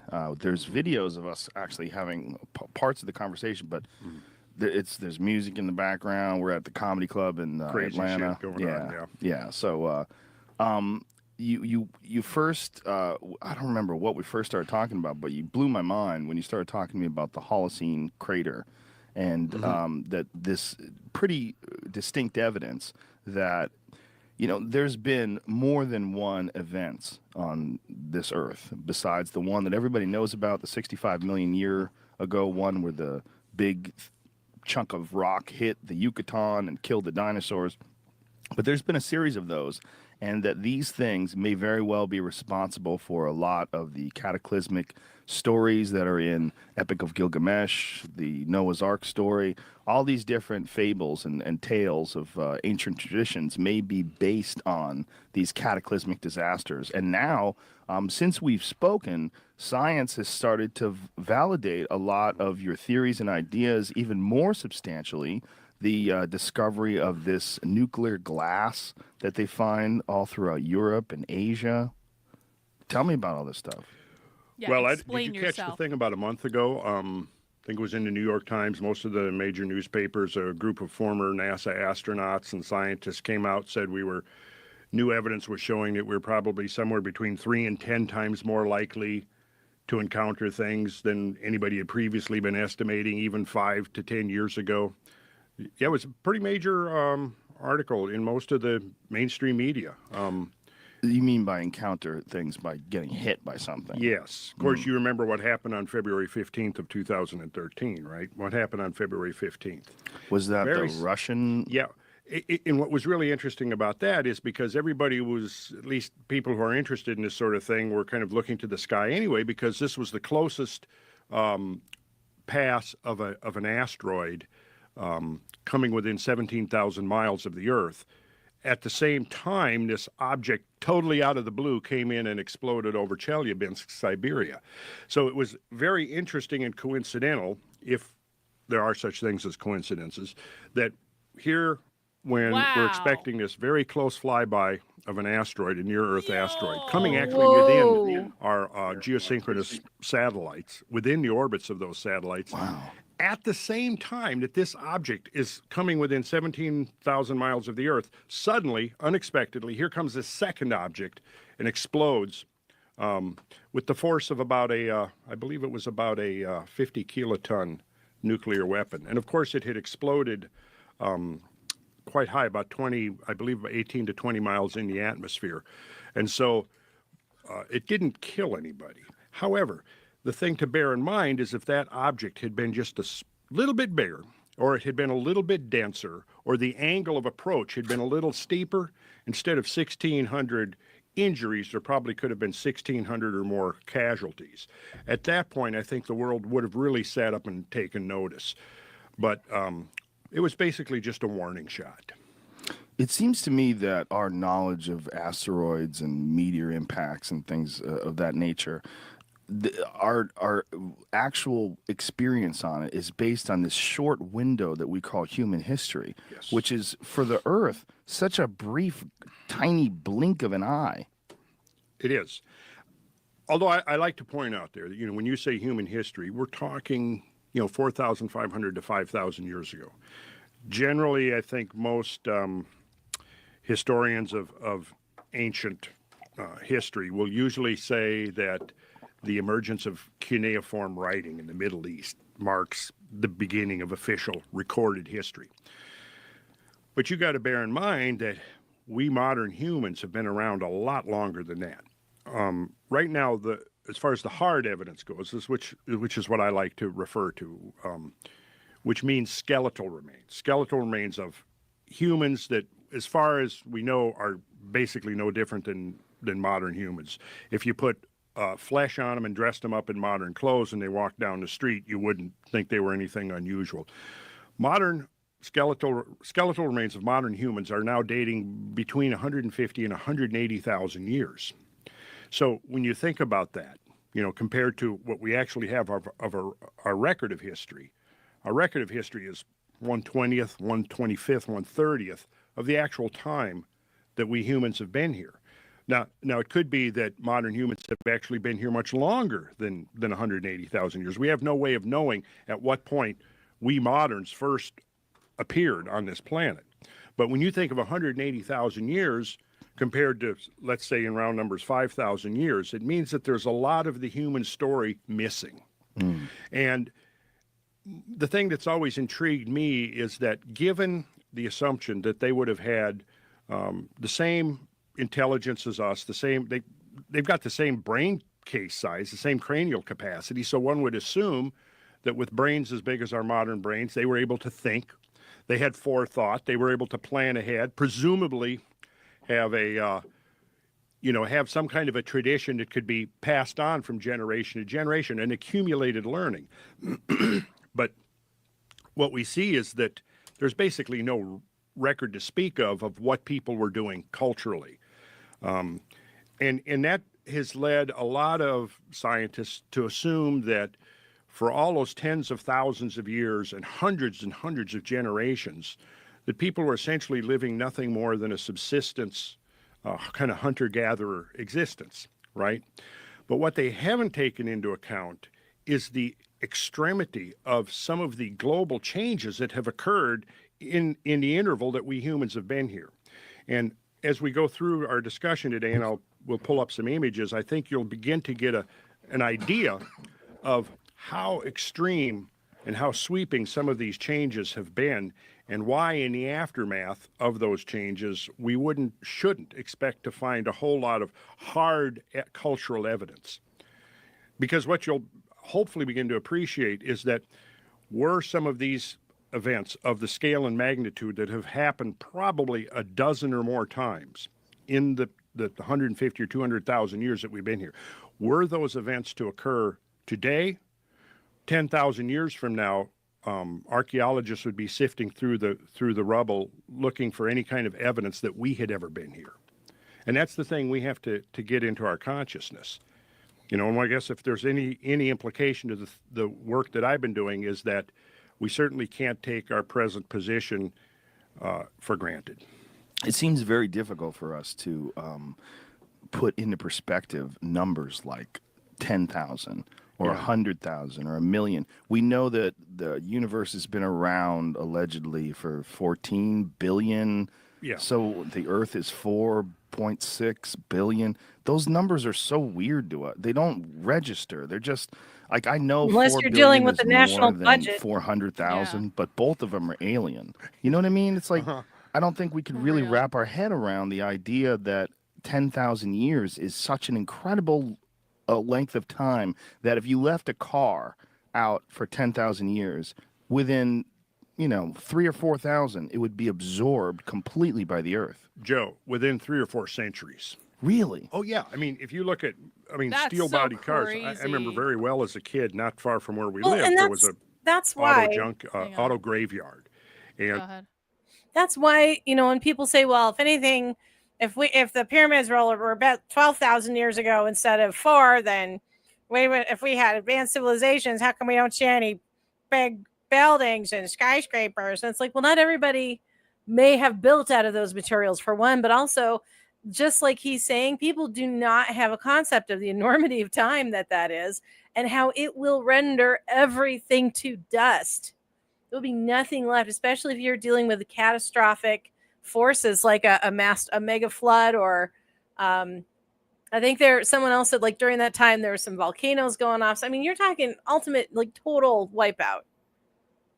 Back to Indeed. primitive. Okay, I fast forwarded because I found the part where he starts pulling up pictures and evidence, and that's actually kind of like really what I'm interested in. I want to hear him talk through this stuff. So let's see what happens. Okay, cool. massive amounts. graveyards, and for centuries, pristine mammoth tusks, ivory, have been hauled out of the permafrost of Siberia in trainload What are they talking lots. about? And it's centigrade. Hang on. Is probably as a result of that bias that's been introduced by what's called the urban heat island effect. And all of the major cities, LA has a urban heat. To climate change and rising sea levels. Human activity is contributing to climate change. No doubt. There's no doubt that human activity contributes to climate change. Human activity, again, is one variable in a very complex equation. I wish Marco Rubio would keep his mouth shut until he goes and spends about 6 months or a year really doing the homework, because then he could talk a little bit more intelligently about it. But that is the No, it problem, never right? It really happened. does take that long. It does. Yes. Like I know you. When did I meet you? Like 6, 7 years ago. Something like that, yeah. And you had already spent decades observing the effects of climate change and of asteroidal impacts and the history of these things. I mean, the amount of time just absorbing the information so you could rattle it off like this in a podcast. I mean, what the fuck got you into this? Like, how did you get down this rabbit hole? Well, How does anything happen? This is an odd rabbit hole, Yeah. right? I it's mean, an odd rabbit hole. It's a Yeah. fascinating rabbit hole. I'm so thankful. I did not only find, that you've Graham gone down, it, but Hancock. that you're willing to exchange. You found Graham Hancock talking Yeah. about it? I found him. It's about 36 minutes long, and then I We can found watch some that. others that are like. I found some others that look like they have lots of videos Well, and stuff. And Let's just do the Graham Hancock one then. If you found that, do you want to put it in the private chat? yeah, I let am me- actually interested to watch this. I just don't know if I want to watch it tonight because it's already 11 o'clock. yeah, right. Okay. But it is one of those things I'm thinking about with this guy. It's like, this guy has been talking about this for fucking ever. This guy Yeah. has been talking about this for 20 years. And it's kind of like, it's putting the socialism stuff in perspective for me a little bit, where I'm like, Yeah. okay, Karlyn, you've only really been doing this for like 5 years. And you've only really seriously been doing it like obsessively for like a couple of years. Yeah. and so maybe we should have some patience. All right, maybe you're actually much further ahead than most people would be at this point already, even though you feel like you're not getting anything done. You're getting a hell of a lot done. Give yourself some credit. All right, well, this is an hour and a half, so is this Just do the first 36 minutes. After that, it goes into a Oh, round okay. table. okay all right, we're gonna try this. Did we already watch this? This is on the same part of the same lecture conference, but it's a different lecture. Okay, It's not Gobekli Tepe. okay, I'm going to give another presentation. cool. This, All right, presentation. this one is about the Younger Dryas impact hypothesis. If you talk about a lost civilization, there's got to be some reason why it got lost, something major. And that's why the Younger Dryas impact hypothesis is of great importance to me. After my presentation, Dr. Alan West from the Comet Research Group will join me, and we will have a discussion about the work of the Comet Research Group and the challenges that they face. So I shall begin. Hey, Graham Hancock, As I mentioned do earlier, us some learning. in my work, going right back to the early 1990s, I began to see the period of around 12,500 to 13,000 years ago as being incredibly important That's the rabbit to hole the ancient everybody goes civilizations down. that I was dealing with. And it seemed to be associated with some kind of cataclysm, but I didn't know what it was. And I looked at a number of possibilities, and one of the possibilities was indeed the Earth crust displacement theory by Charles Hapgood, which gets a very solid mention in Fingerprints of the Gods.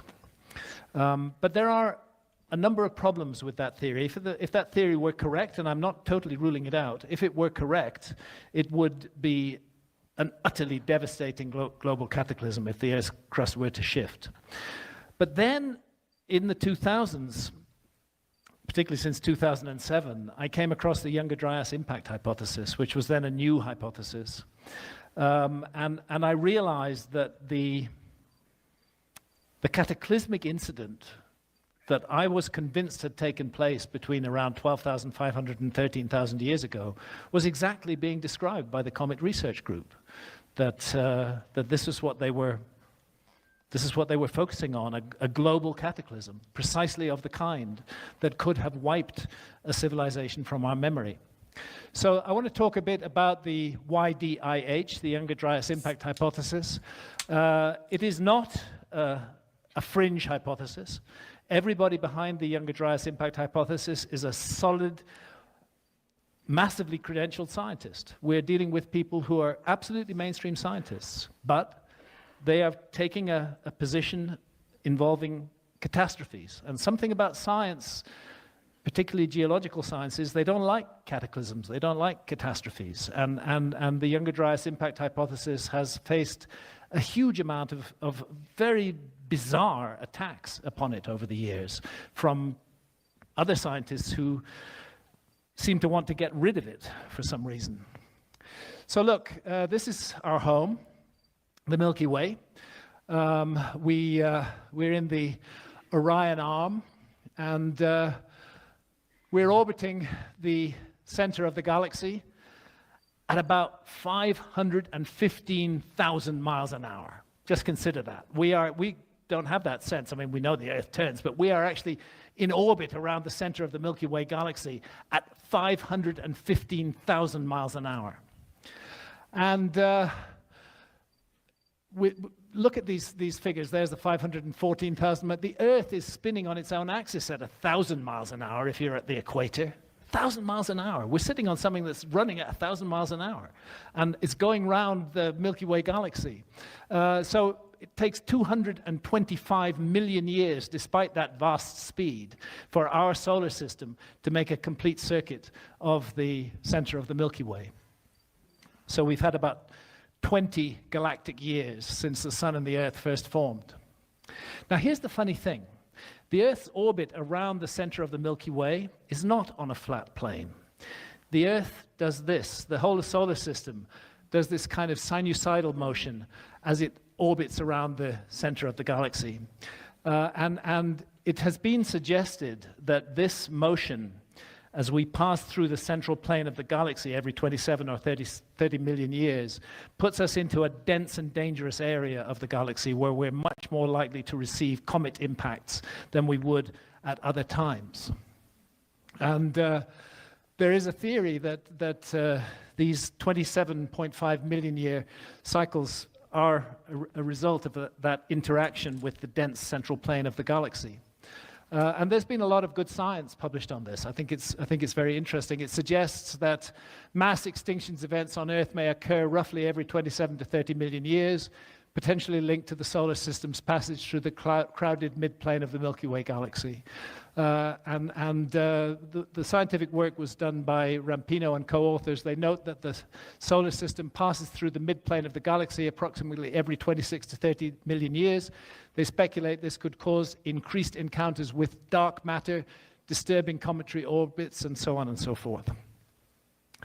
So where do comets come from? There are two main sources.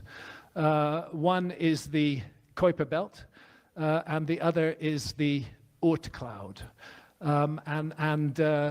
what this cycle seems to show is that we have these periodic showers of comets that come in from the solar system's Oort cloud, come in from deep space. It's a kind of junkyard of icy bodies. Both the Oort cloud and the Kuiper belt are thought to be sources of comets. It's very likely that the comet that was responsible for the Younger Dryas impacts was a comet that came in from deep space, was attracted by the Earth's gravity and by the sun's gravity, and went into orbit around the sun. Unfortunately, an orbit that crosses the orbit of the Earth. And comets are they're not just dirty snowballs. Comets are full of masses of rock as well. Let's take comet 67P, photographed by the Rosetta probe. There's its nucleus. The nucleus of a giant comet can exceed 200 kilometers in diameter. And the scientists working on the Younger Dryas impact think we're looking at a comet that was originally at least 100 kilometers in diameter, that came into the inner solar system and started to disintegrate. To give you an idea, that's 67P overlaid on San Francisco. Needless to say, an impact with such an object would be utterly devastating. Oh my God. Wow. And we've been observing comets in the solar system for quite a while. And the one that teaches us very important lessons is Comet Shoemaker-Levy 9, which hit Jupiter in 1994. The massive gravity of Jupiter caused this comet to break up into multiple fragments. In fact, it broke up into 21 fragments. You can see some of them here, these glowing, deadly trails of light. And when they smashed into Jupiter, Jupiter drew them in with its gravity. Total explosive power. God. First of all, I love Graham Hancock. I love how he presents information. It's so digestible and understandable. Yes. His tone of voice is fun to listen to. I just adore him. But also, I think we forget that our whole solar system is moving through that galaxy. I mean, we're our galaxy, the Milky Way. But it's just we don't think about that. We just think about like we're in it in the ring around it. We're just going around the galaxy, but we're actually doing this. We're interacting with cosmic stuff constantly. It's just fascinating to think about that perspectively. It's overwhelming to think about it like that. It's overwhelming at the scale of it. Yeah, for sure. Of the Shoemaker-Levy 9 impacts, 300 gigatons. A gigaton is equivalent to 1 billion tons of TNT. I nearly said DMT. Yes. 1 million tons of DMT. I mean, can you imagine? We're all getting high tonight. Bring it on. The stockpiled nuclear arsenal of the entire Earth, were it to explode at once, would be equivalent to just 6.4 gigatons. So we're talking just enormous explosive events. This is the moment, I've talked about this before, and I'll say it again here. Thank you, Jupiter. We owe everything to Jupiter. Jupiter is the giant guardian of our planet. With its huge gravity, it is drawing in comets that would otherwise have made life on Earth completely impossible. So Jupiter is our protector. And Jupiter is so big, Jupiter can take it. Not a problem. Jetafire, there's a question for you in the chat. Oh.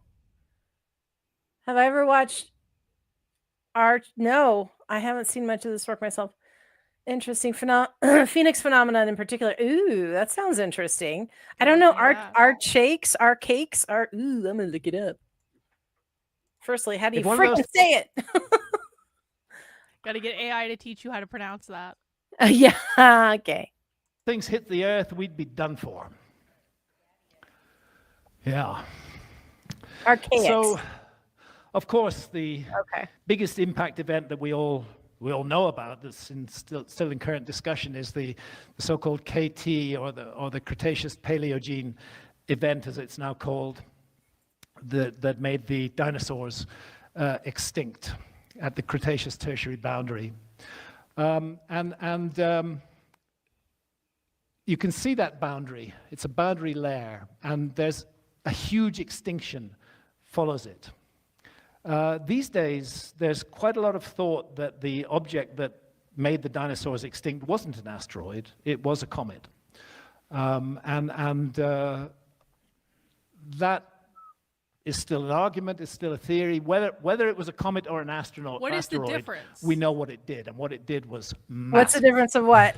Hang on, I'm going to chat GPT this. the What is the world difference between an changed asteroid and a utterly. comet? The former Well, order of comets have a things tail. was swept away, Oh, okay. and There a you new go. order That began to archaic emerge. thing looks really cool. So We the might look into dinosaurs that. aren't quite Cool. extinct. That fella down there, that's a dinosaur. The birds survived. These guys vanished, but the birds survived. They are dinosaurs. And then why am I showing you this little shrew here? Purgatorius. Well, that is because that's our 65-million-year-old mother. The mammals were going nowhere. never called, she during never the age writes. of the dinosaurs. Bitch. They were dead in the water. But when the dinosaurs were gone, the mammals suddenly began evolving and stepping into niches that previously had been unavailable to them. Well, and that was makes the beginning sense. of mammalian evolution that fundamentally led to us. So, yes, it made the dinosaurs fuck extinct, the dinosaurs. but we're here. They had to go. It changed the world completely. Make room. Now, that's called the Cretaceous-Tertiary boundary, or the Cretaceous-Paleogene boundary, as they've renamed it.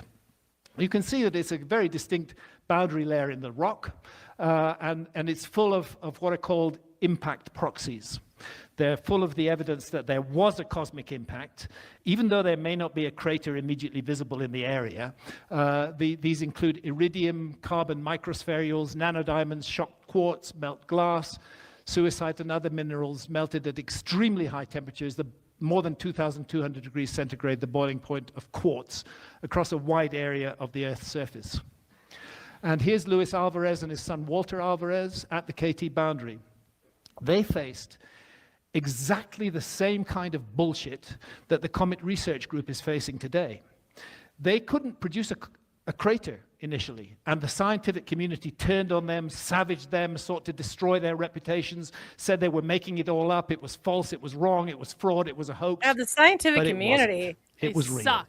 And they Jeez. did eventually find the Science crater. sucks. And that crater is the Chicxulub crater in Mexico. It's deeply buried beneath the Gulf of Mexico, shown up in remote scanning. That makes sense. Since then, it's not been an argument anymore. Yeah, where'd the crater go? In the we ocean, know asshole. why the dinosaurs went extinct. NASA tells us that these extinction level events occur only once every 100 million years. I wonder what magical frequency NASA are dialing into to say that the 100 million year intervals. Obviously, if there's 100 million year intervals, we don't need to worry. You know, I mean, the last one was 60 million years ago. We got 40 million years. Why should we care? But a number of eminent astronomers say we should care very much indeed, and that our cosmic environment is much more active than NASA teaches us, and they're particularly concerned with comets. And I'm showing Fred Hoyle, Chandra Wickram Singh, Victor Klub, and Bill Napier here. This is a NASA fact sheet. What is a meteor shower? Well, every single meteor shower, whether it's the Taurids, whether it's the Orionids, whether it's the Leonids, every single meteor shower is what's left of a disintegrated comet. It's the dust trail of a disintegrated comet, and as the dust enters the Earth's atmosphere, it burns up, and we see shooting stars. And they say, not to worry. Meteorites are usually small. They almost always burn up quickly in the atmosphere. Little chance they're going to strike the Earth's surface. Just see a beautiful shooting star show. The message is, don't worry. But the prominent astronomers who disagree Karlyn. say we So, should worry Jennifer. very much indeed. Hang on. That the Earth Go ahead. So, you know, an asteroid, when it hits the atmosphere, is called a meteor. When it Uh-huh. hits the ground, it's called a meteorite. Yeah. So I saw one when I was camping, and I did not know that. I mean, I just shooting star, but it was so close to where I was camping, I could hear it burning up. Really? That's Yeah. crazy. It's scary. I was like, "Are we in trouble?" Like, I wasn't sure. I've never heard one before. It was huge, and I didn't hear it land or anything. So it must have. It's just the force of the fire of this meteor coming through before it became a meteorite. And I was just like, Wow. oh my! It was so. It just, you know, just sounded like a roar. It was crazy. It was so cool. That's crazy. I would have freaked out. Is orbiting in the trail of a giant destroyed comet, and several times in the past 13,000 years has suffered cataclysmic bombardment from bits of cometary debris. And that's had profound implications for history. There's always been a fear of comets. Going right back into human history, there's this terror of comets. That omen in the sky seems to presage danger, and you have to ask yourself why. Why should that be so? Well, because it could hit you. The Taurid meteor stream, Graham. Bad shit happens, man. as was Don't trust explained comets. earlier, Like, I don't think this is we rocket call science, it the Taurid actually. meteor stream because at the moment, as a People result are of afraid of precession, spiders. if You think look they're at not the going to be afraid of a sky, comet? the radiant, the point out of which the Taurid meteor stream appears to emerge is in the constellation of Taurus.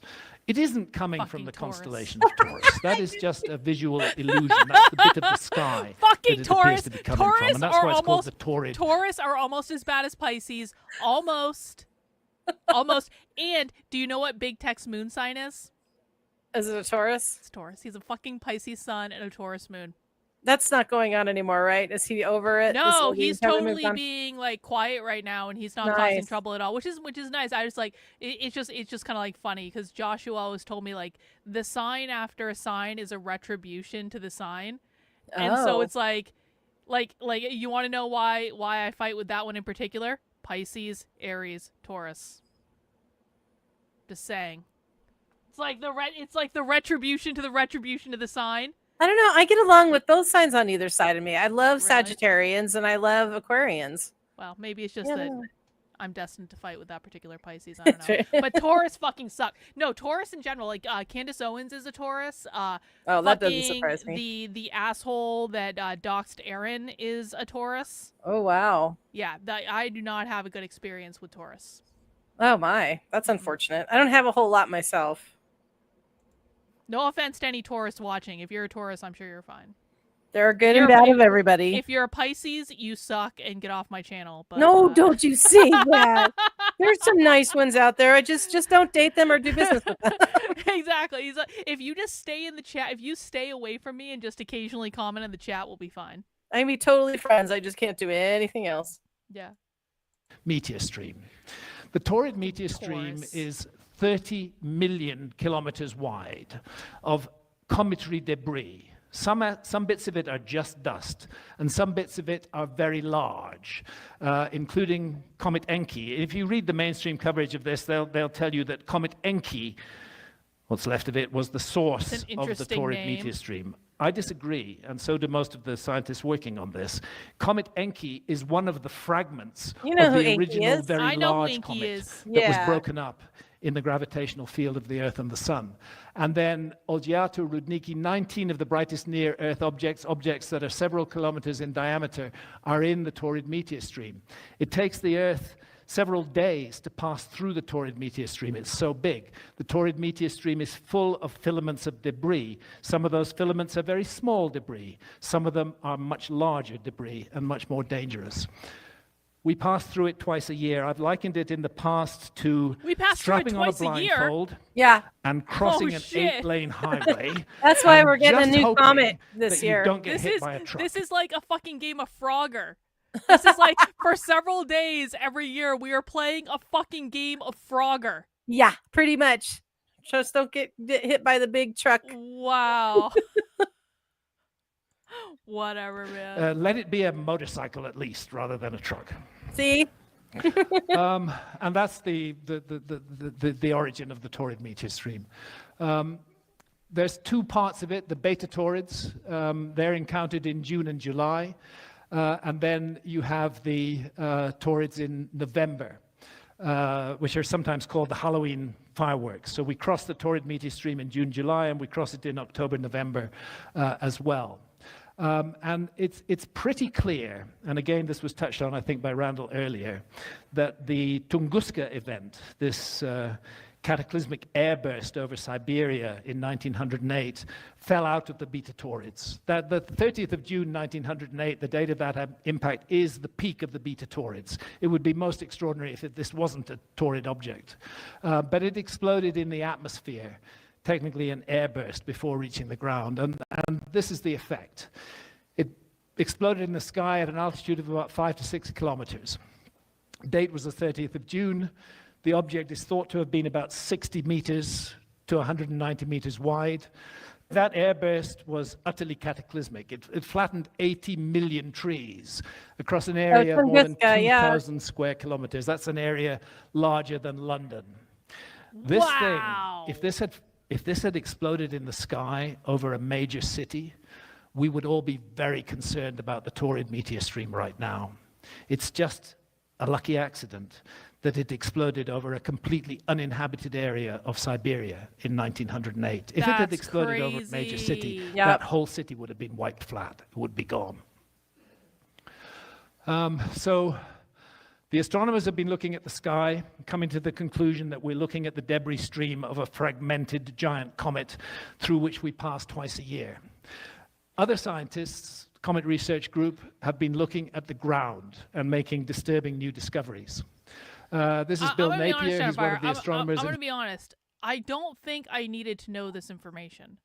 It's kind of like, this is one of those circumstances where I would rather not know that we're passing through a giant like debris field twice a year for several days, and there's just like nothing we can do about it. I would just rather be ignorant of this information. Well, but I mean, it hasn't changed that nothing really significant has happened in the time you didn't know about it. I mean, it's not a high risk per se event. I understand that. I'm just like, you know how there's just some things we don't need to know.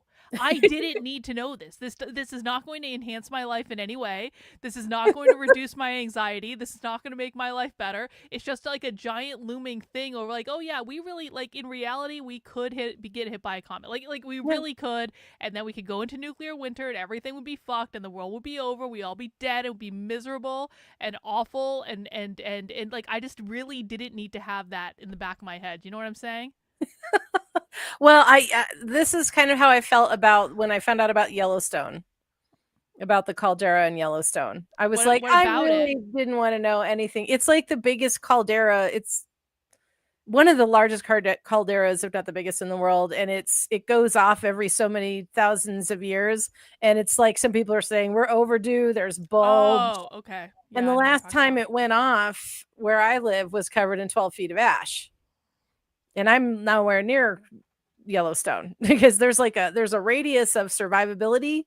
I'm not in that, or radius of death, and I'm in that. And then there's but then all that ash, is going to blow over the planet, and it could cause the same effect as a nuclear winter.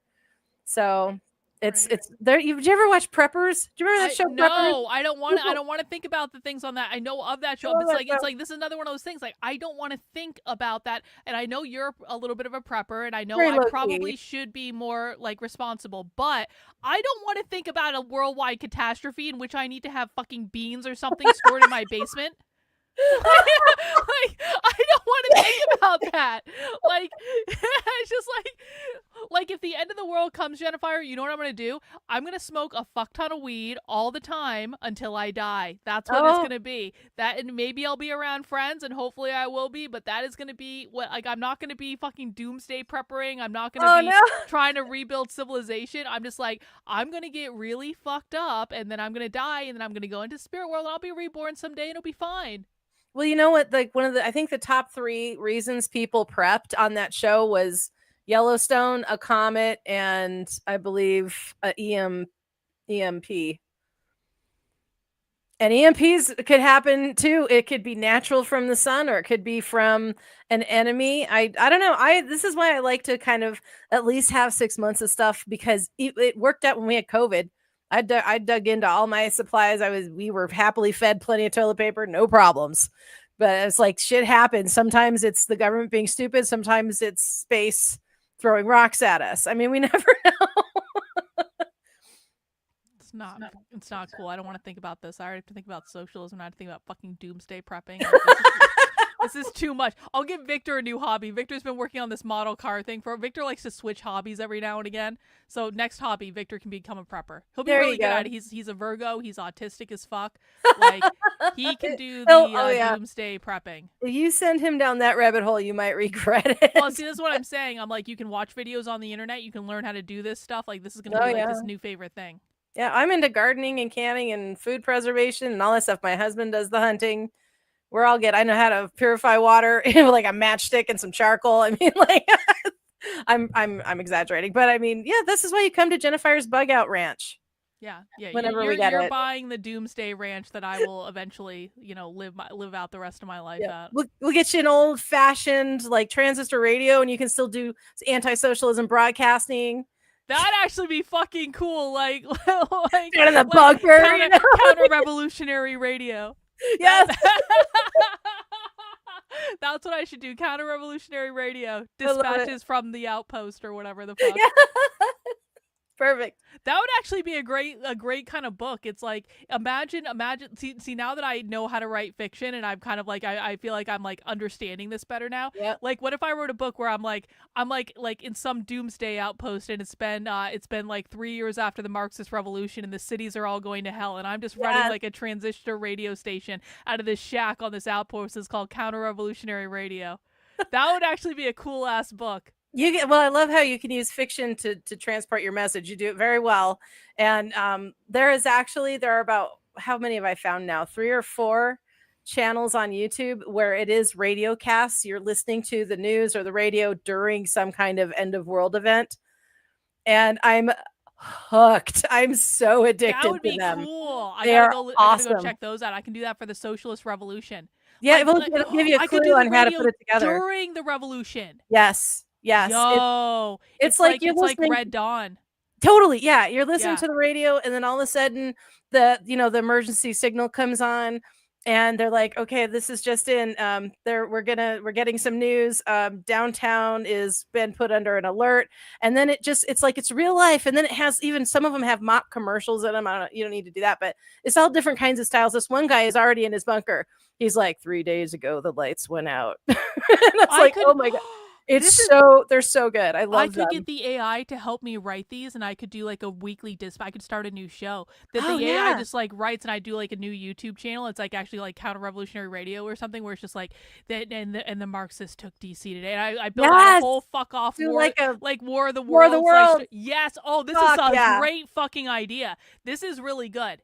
I'm actually very excited about this. I will send you in the chat those just channels. when I needed another fucking project. I know. I'm sorry. Well, you keep doing it to me too. I wrote a fucking book because of you. I mean, but this is a really good idea. I could this would be awesome. I could get an AI voice that's like people think my voice is annoying, so I'll get an AI radio voice or something. Or find some sound effect where it sounds kind of staticky and I love it. Oh man. He's just drawing attention between the astronomical information and the terrestrial information. And he's referring to a catastrophe of celestial origin, which has been postulated to have occurred around 12,900 before the present. That's the Younger Dryas impact. And the reference to a catastrophe of celestial origin refers to the work of this team. Alan West is with us.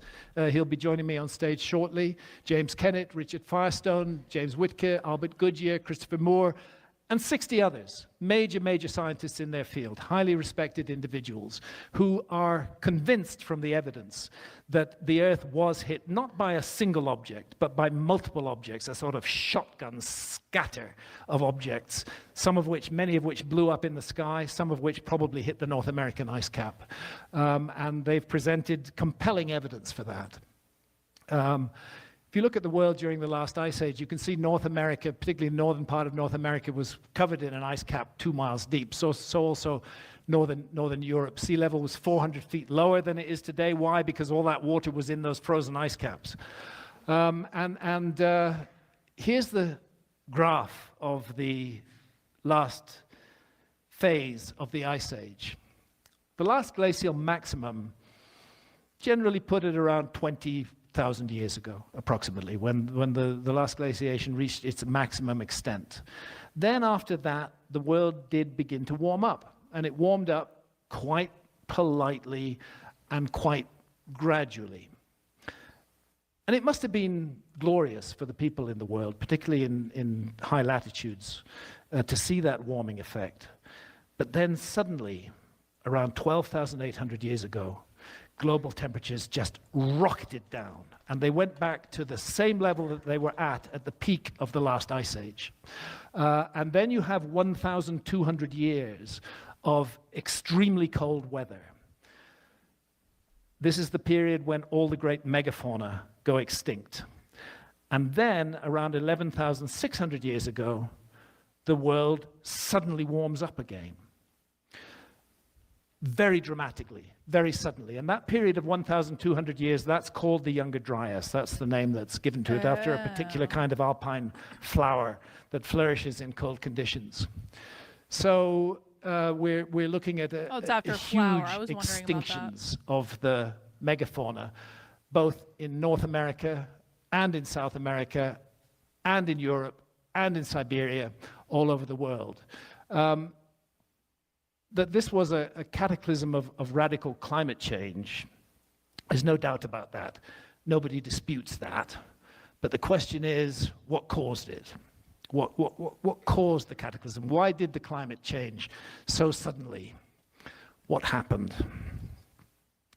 And the explanation that's given by the mainstream on this really begs further questions. What is said is that there's a thing called the global meridional overturning circulation, of which the Gulf Stream is a part. It's a flow of warm and cold water currents that travel around the whole of the world ocean.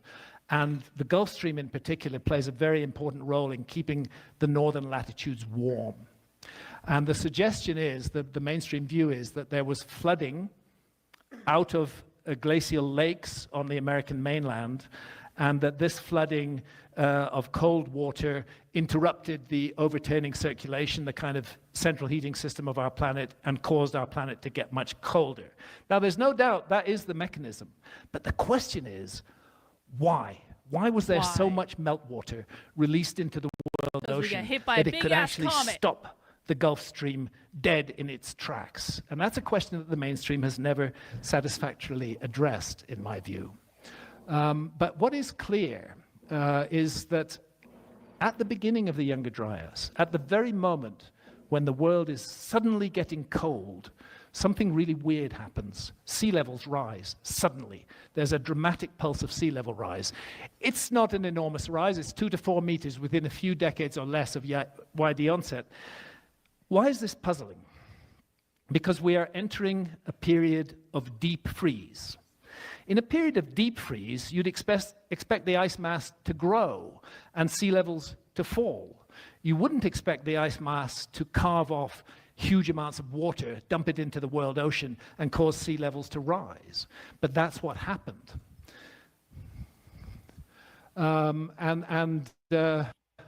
That's fundamental. What triggered those meltwater discharges? And I think the answer is very clear. Those meltwater discharges were triggered by fragments of that disintegrating comet hitting the North American ice cap. And Randall is absolutely right. Hitting a 2-mile deep ice cap, they're not going to leave craters that are visible, but they are going to produce an enormous amount of water that's going to rush into the world ocean. And you can see from the diagram on the right, the spread of the evidence that we now have for what's called the Younger Dryas boundary, where these proxies of impacts are found in the soil all around the world, heading all the way from the far west of North America as far east as Syria. Basically, the Younger Dryas boundary contains exactly the same impact proxies that were identified in the case of the KT boundary.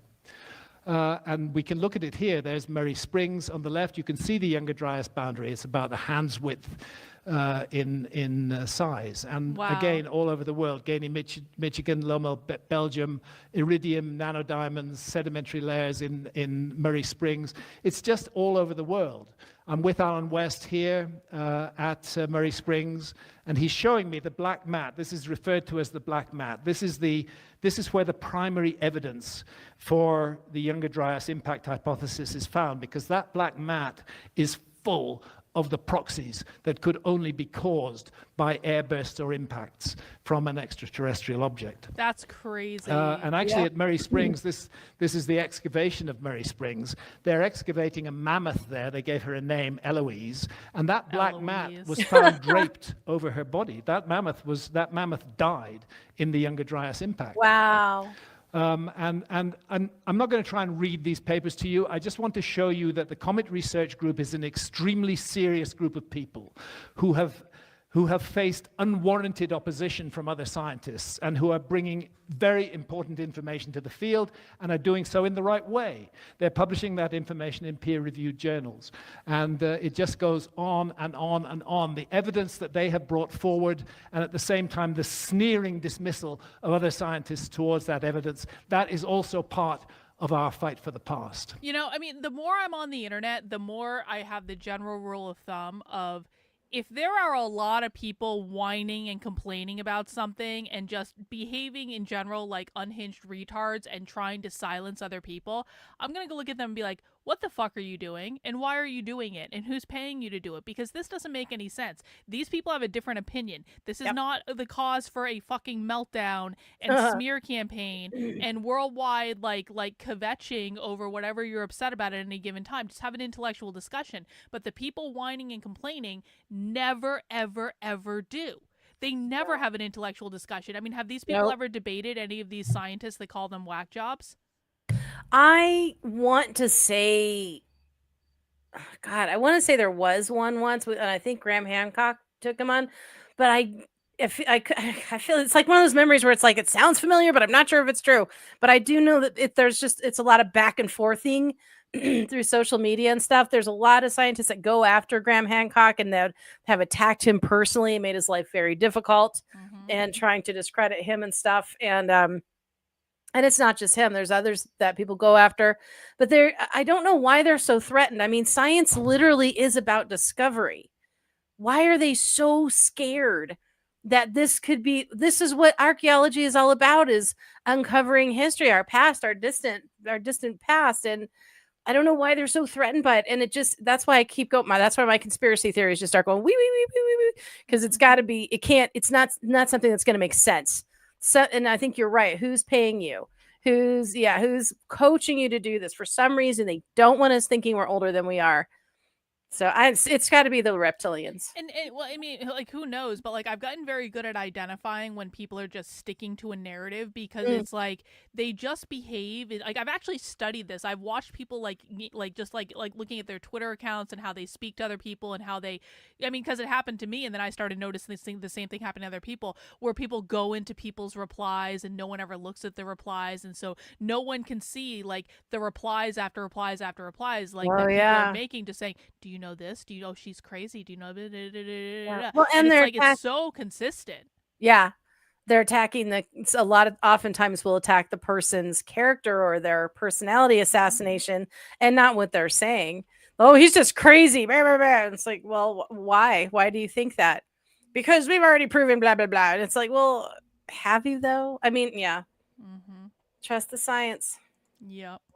I'm just going to show these images from different scientific papers that's been published by the Comet Research Group to make it clear to you that this is scientifically well-established data. This is not fringe data by any means.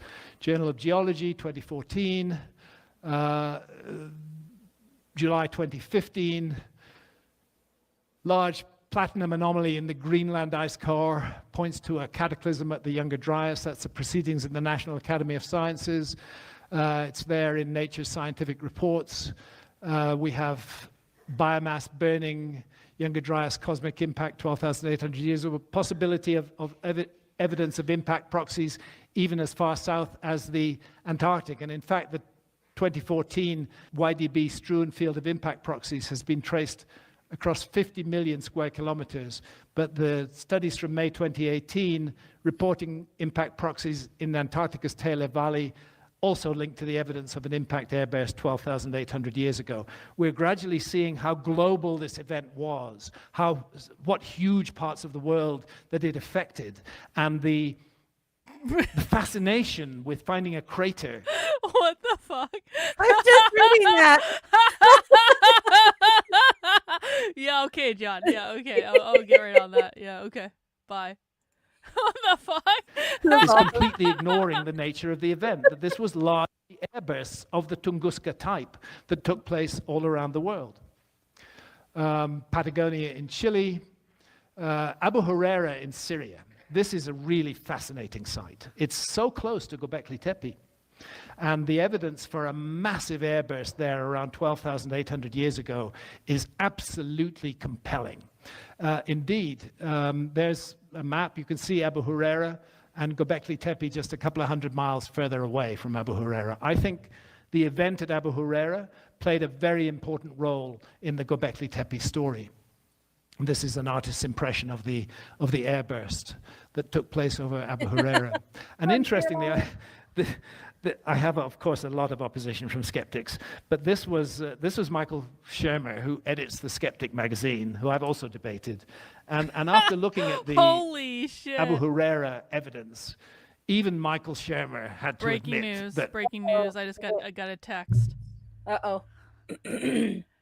Zoran Mandami is leading Andrew Cuomo by 19 points for the New York City mayor's race. This is what I said was going to happen. The DSA is too organized.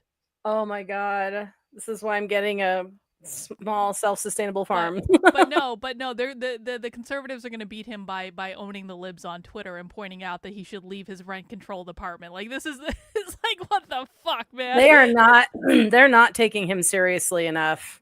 No, they're And not. it's alarming. But you know what? The thing is, there's just nothing they can do. Honestly, like, the DSA is so organized. They have it locked in. There is nothing they could do. They could throw all the money at this in the world. Wouldn't make a difference. Well, I mean, there is some proof. Have you?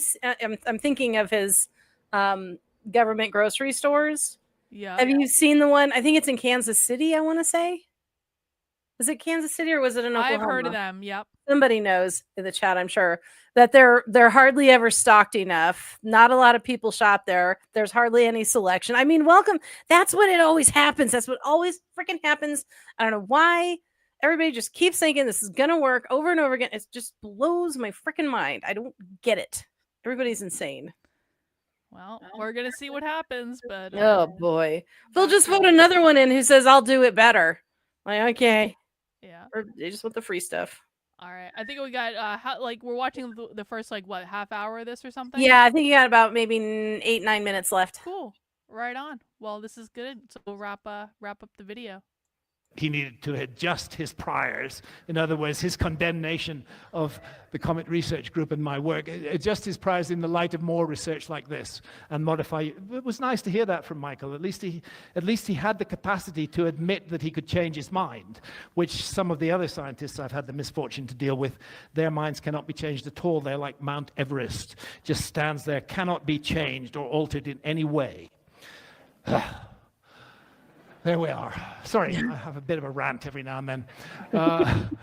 So again, Atacama Desert, we're seeing vast patches of glassy rock in Chilean desert, exploding comet. The evidence just goes on and on and on, and it keeps on going on. Now, one of the things that's happened, and I hope that Alan will talk about this a little bit, is that the scientific opposition to the Comet Research Group has been so huge. There's been an attempt to cancel them, to cut them out of mainstream journals, to the point where they're getting tired of arguing with the editors of mainstream journals, and they've created a journal of their own, Airbursts and Cratering Impacts. It is peer-reviewed. I'm going to create my own journal, and most of the and it'll very be peer recent reviewed by science me. on the younger Dryas impact has You been have no published in peers, that- Karlyn. in that paper. So I just want to show you that this keeps on going, that there is more and more evidence for it. And this is a little sinister. This is just a screenshot from a YouTube channel.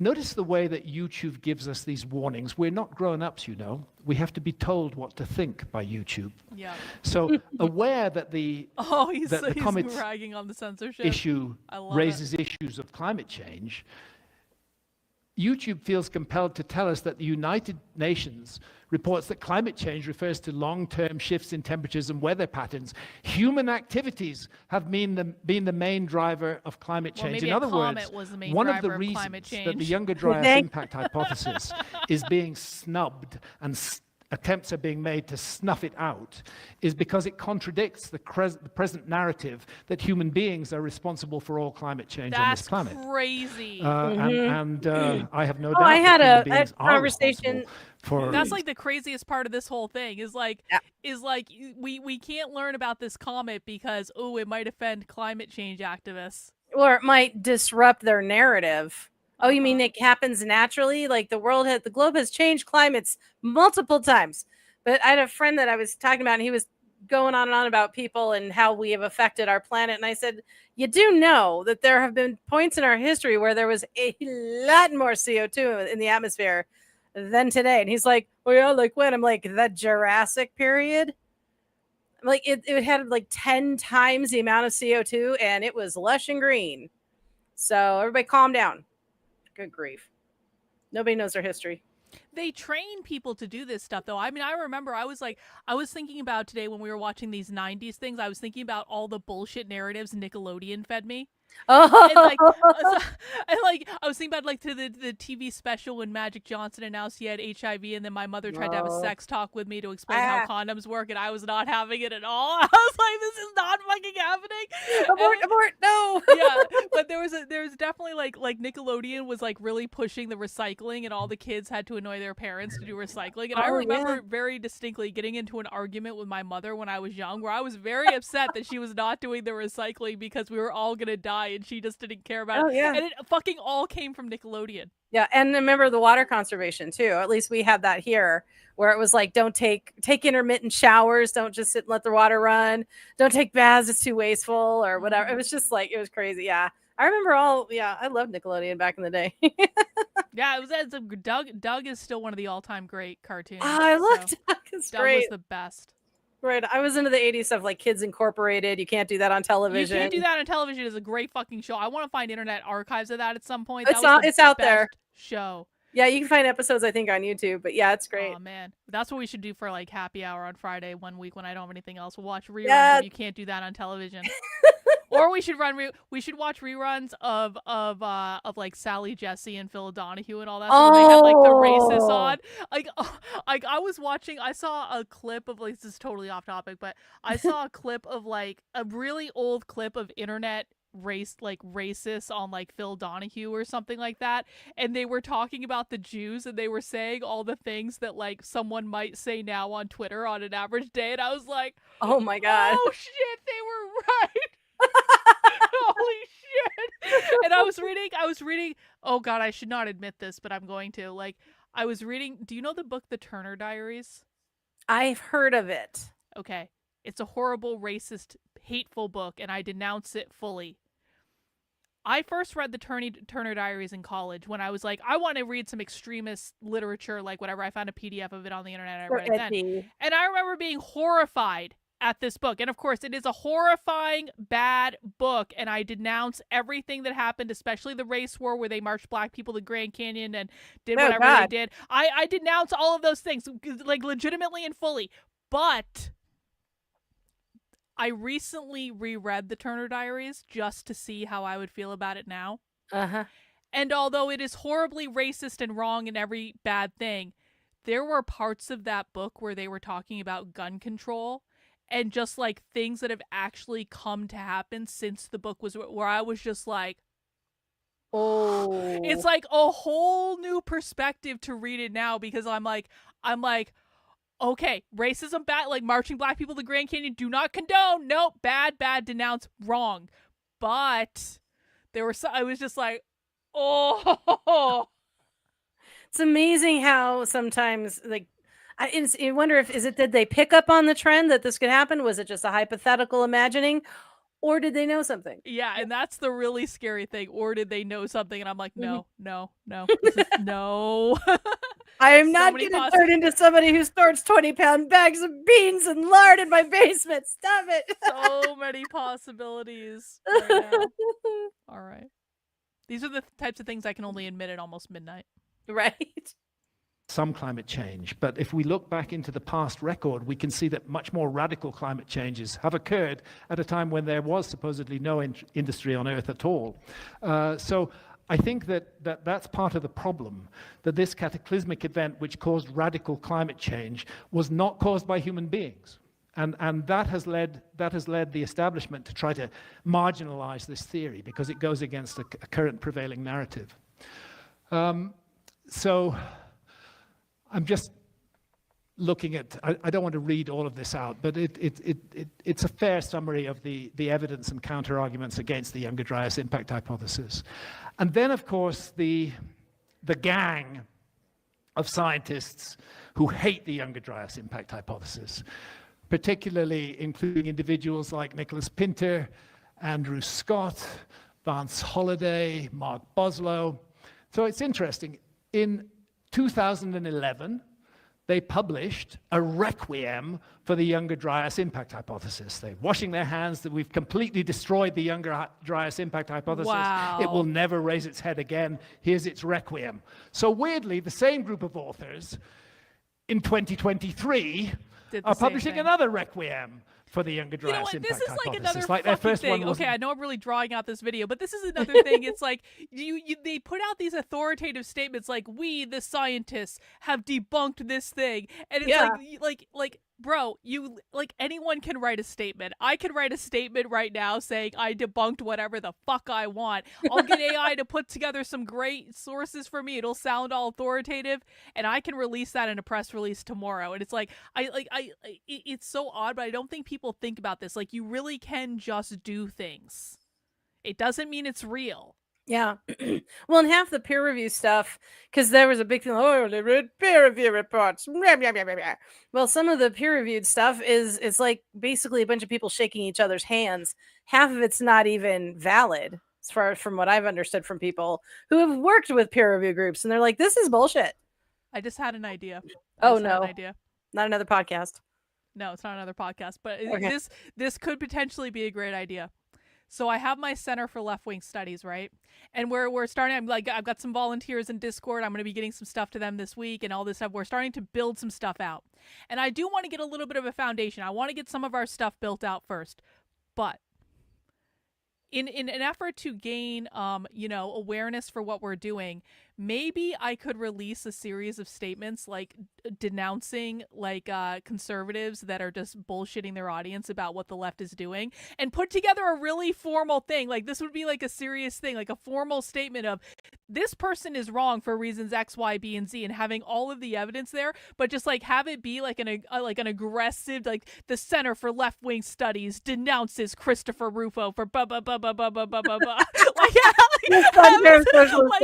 it be some really fucking antagonistic thing when it's like really backed up by evidence, and then just send that out to everyone and make like an official. This is actually really you know what? Wait till you drop your website, and it's all ready, because that'll drive traffic to it. They'll go, "What the fuck is this institute?" And they'll go, and then you are gonna go, "Blue." Yeah, I'm gonna have a whole press section on the website of just denunciations of people that I don't fucking like. Oh my god, I love it. This is a great plan. Oh my god. Hey, I have a question. Okay. It says someone reposted the stream. What does that mean? It means someone retweeted it. Oh, the whole thing? Yeah, so I'm streaming on Twitter right now too, just because, and so someone saw the stream on Twitter and retweeted it out to their audience. Oh, cool. So that's pretty rad. I don't twit, as you know, so Yes, well, that's what keeps you sane. That's nice. Right on. Thank you, person. That is a great the denunciation series. Yep. Do that for your launch to drive traffic to your site with that interactive map and everything. Oh man, dude. You can just do things. We can just. I have completely debunked the head of like whatever the Turning Point USA, whatever the fuck. Yeah. Press release. It's how this kind of stuff makes the waves it needs to make, is when you make a claim like that, and you're not wrong. See, and here's what's gonna happen. It's so say I actually pull this off, and maybe a year from now or something, one of these denunciations just goes viral. Here's what's gonna happen. Someone's gonna come back and find this clip. It's probably gonna be that fat ass Jill, and she's gonna come back and she's gonna find this clip, be like, Karlyn planned to do this over a year ago, and you guys. So what? So what? You have to make plans for things of this magnitude, my dear. The fact that you are where you are in your life, whoever that person is because you never planned for anything. Yeah, and I'm not saying just in like willy-nilly denounce people. I'm only going to denounce people that deserve it Yeah. because they're wrong and they need to I see hope their you- wrongness and be wrong. I hope you have an idea book or some sticky notes or something where you're keeping track of all your ideas. Oh, I have a massive book of all the ideas that I've ever had. Yeah. Good. Yeah. Good. I will never run out of ideas, that is for sure. Good enough. They call it a comprehensive refutation of the Younger Dryas impact hypothesis. It's a rubbish paper from beginning to end. It's full of hatred and jealousy and envy. That It's the filled guys with writing these hatred and papers didn't make jealousy that and discovery envy. themselves. I love when he goes But off. the papers have been well Love it. responded to. Martin Sweatman from the University of Edinburgh has done excellent work rebutting the so-called comprehensive deduction of the Younger Dryas impact hypothesis. Lawrence Powell, very important work, Premature Rejection in Science, the case of the Younger Dryas impact hypothesis. This is a problem we have.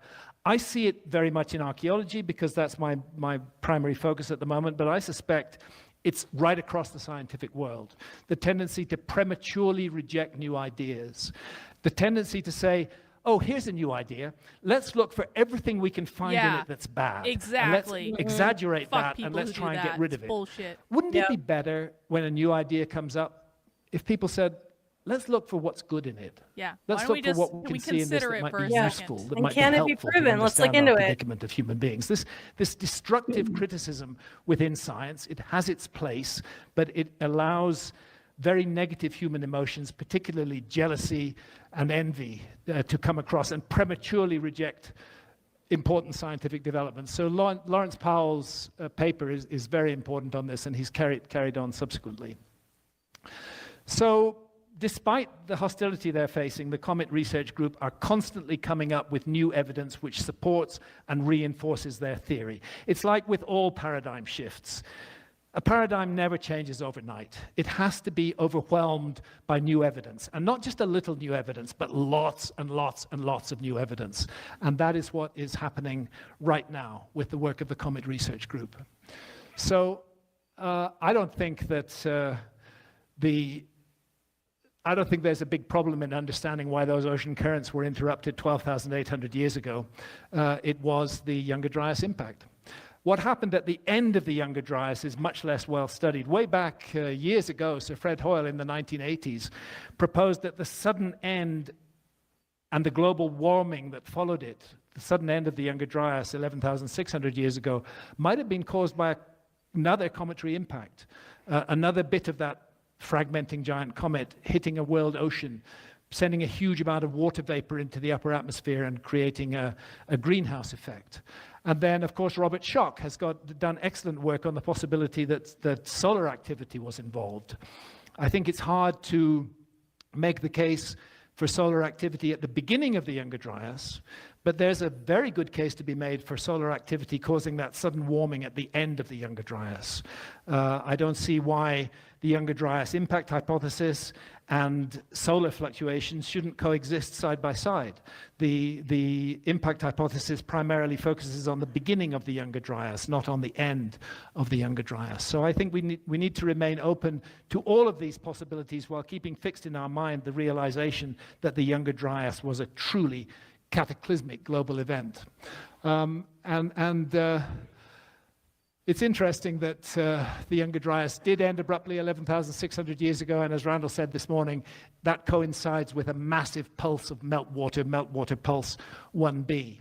And interestingly, the date of meltwater pulse 1b, 11,600 years ago, 9,600 BC, is exactly the date that Plato gives us in his Timaeus and Critias for the submergence of the lost continent of Atlantis. No and I will shit. return to that in my closing talk tomorrow. Shit. Now I'd like to It's invite exactly Alan the same. on stage, Yeah. Alan West. Wow. Ladies and gentlemen, I guess that's it. I'd like to introduce Yeah. Dr. And now he's Alan got his West. buddy on. I'm sure they from probably the would Comet talk about more Research stuff. Group. It's getting late. Wow. That was a great find, Jennifer. I appreciate you. Oh, doing sure. that. But I didn't think the other one was bad. I was like, okay, this is getting a little. You got the boys are getting excited. They're nerding out together. They're really wonky about it. And they're just talking to each other, and they're not realizing they're talking to other people too. Yeah, it did get a little inside baseball there, Mm-hmm. and All just right. a little too clinical, I think. But we did have a couple great ideas. I really do like this idea of doing kind of like a counter-revolutionary radio, like notes from Oh my behind god, the Marxist you'd like takeover of America or I something would like that. listen the crap out of that. It's kind of like a civil war. It's like the Civil War movie, which I actually didn't think that. I don't know if you ever saw that, but I didn't think that Civil War Oh movie yeah, I was did. like. I thought it was actually an okay movie. It was much better done than I thought. I thought it was going to be cheesy and fucking cringe and Republican versus Democrat, and I was ready to hate it. But I was like, you know what? This is actually. They could have fucked this up far worse than they did. Yeah, that it was a little bit all over the place. I thought it lacked a tad of cohesion, but I mean, it was interesting. I love all that kind of stuff just to see like what ideas are out there if something like that happened. Yeah. I just wonder. You never know. This will be the end of the Marxist Revolutionary Radio, and then the meteor hits. Like when I'm ready to be done, it'll just be like there's no explanation, and then the meteor hits the fin. It's like in Toy Story where the dinosaur toy is watching the documentary on dinosaurs, and he's like, maybe this time it'll have a happy ending. And there's the meteor. And there's the meteor. All right. Well, that was another great episode in the books, Jennifer. What do we have coming up for movie night this week? Well, before I address that, we have 2 anniversaries. Oh, yeah? Yeah. How long have we been doing this? Have we been doing this a year now? No shit. Longer than, actually. No shit. Because the episode we did on pets, what happens to your pets after they die? Yeah. Which I think was only like our second or third one, maybe, or third or fourth. I mean, we probably missed it. It was probably in July, actually, because wow, my dog Phelan's anniversary of his passing was exactly 1 year and 2 days ago. Wow. Yeah. That's crazy. Well, happy anniversary to us. We were still going. We haven't killed each other yet, so that's all good. It's all fine. And the other one is the movie night. I've been doing movie night for 3 years? 1, 2, 3 years now. Yep. 3 fucking years of movie nights. Well, thank you, Jennifer, for all these great you guys don't even know. Jennifer hosts movie night every Sunday night in the community. Very rarely do we skip a movie night. And, you know, if you're a supporter in the community, I definitely encourage you guys to get in the Discord. Come and join us for movie nights. Mac B is movie nights on Mondays as well. Yep. So we have 2 movie nights a week. But 3 years of movie nights. Thank you, Jennifer, for your service. She keeps a giant ass spreadsheet. She takes recommendations. I do. I take notes. I have a spreadsheet on the movies, so I know what we've watched, what I have on my list still. And I also look up all the nerd facts on the movies, trivia. I play music to get y'all in the mood and get all super pumped. And we take little breaks and we talk about it. And it's a lot of fun. Mac does a great job as well. His is a little, I think, more loosey-goosey than mine. I have to do it. I'm a Capricorn, so I have to naturally have way more structure and planning. But yeah, it takes up about half of my day every Sunday to put a movie night together. That's crazy. Well, I really appreciate it, Jennifer. I appreciate all the support that you give to the community and, you know, providing. Jennifer is much more nurturing than I. Jennifer has taken on the unofficial role of nurturer in the community. I feel like when I piss someone off, they go and complain to Jennifer. They go nuts. Although I do have a lot of people reach out sometimes when they just want to talk, and it's not necessarily about you sometimes, but not always. Very rarely. Like Karlyn was in a really bad mood today, Jennifer. I have a couple people that have moved on with their lives that have contacted me, and they're like, blah, blah, blah, blah. And I'm like, I don't want to get in the middle of anything. You just go take your vent elsewhere. Thank you. Oh, that's so funny. That's so funny. Well, they should say it to my face. Well, I like you, but I don't like her. And I'm like, this is not a fight. It's not a race. It's not a competition. I am not the host of anything but movie night. Karlyn runs the show. If you don't, when I start my YouTube channel talking about how to write smut, then come love me. But until then, if you don't like Karlyn, then I don't understand why people feel the need to do that. Like, honestly, go fuck yourself. Anyone that's watching that's done that, because it's kind of like, you don't have to like me. That's fine. Yeah. But why are you trying to drive a wedge between people? Why are you doing that shit? It just makes no sense to me. No, I you know how I do. I take it with love perspective, and I just and there's things, people's tastes are people's tastes, and it's okay. And I'm I can handle listening to someone who needs to off gas, and then they can just go on their merry way, and we're fine. I know where I like being here. I like you, and I enjoy everything we do and the content that you put out, so I'm good. Don't create drama in my community. Like, Siri, I'm not asking too much. Don't be a Really not. dick. Don't be a dick. If you don't like something someone says, fine, but you don't need to be a dick about it. Don't need to be complaining behind people's backs, starting fights and all this shit. I just don't understand people who do this. Oh, Women. yeah, John, exactly. You can just talk to me too. Yeah, we chat all the time. Anyway, Absolutely. I'm not trying to make anyone feel like they can't talk to No, Jennifer. no. I'm just saying, like, this is now turned all into me. It's about your anniversary, and I'm like, I'm gonna Aries that shit, and it's gonna be about me. Well, I mean, I'm sure I've done my own fair share of like maybe doing a little off-gassing occasionally too, which I mean, we're only human. Well, happens.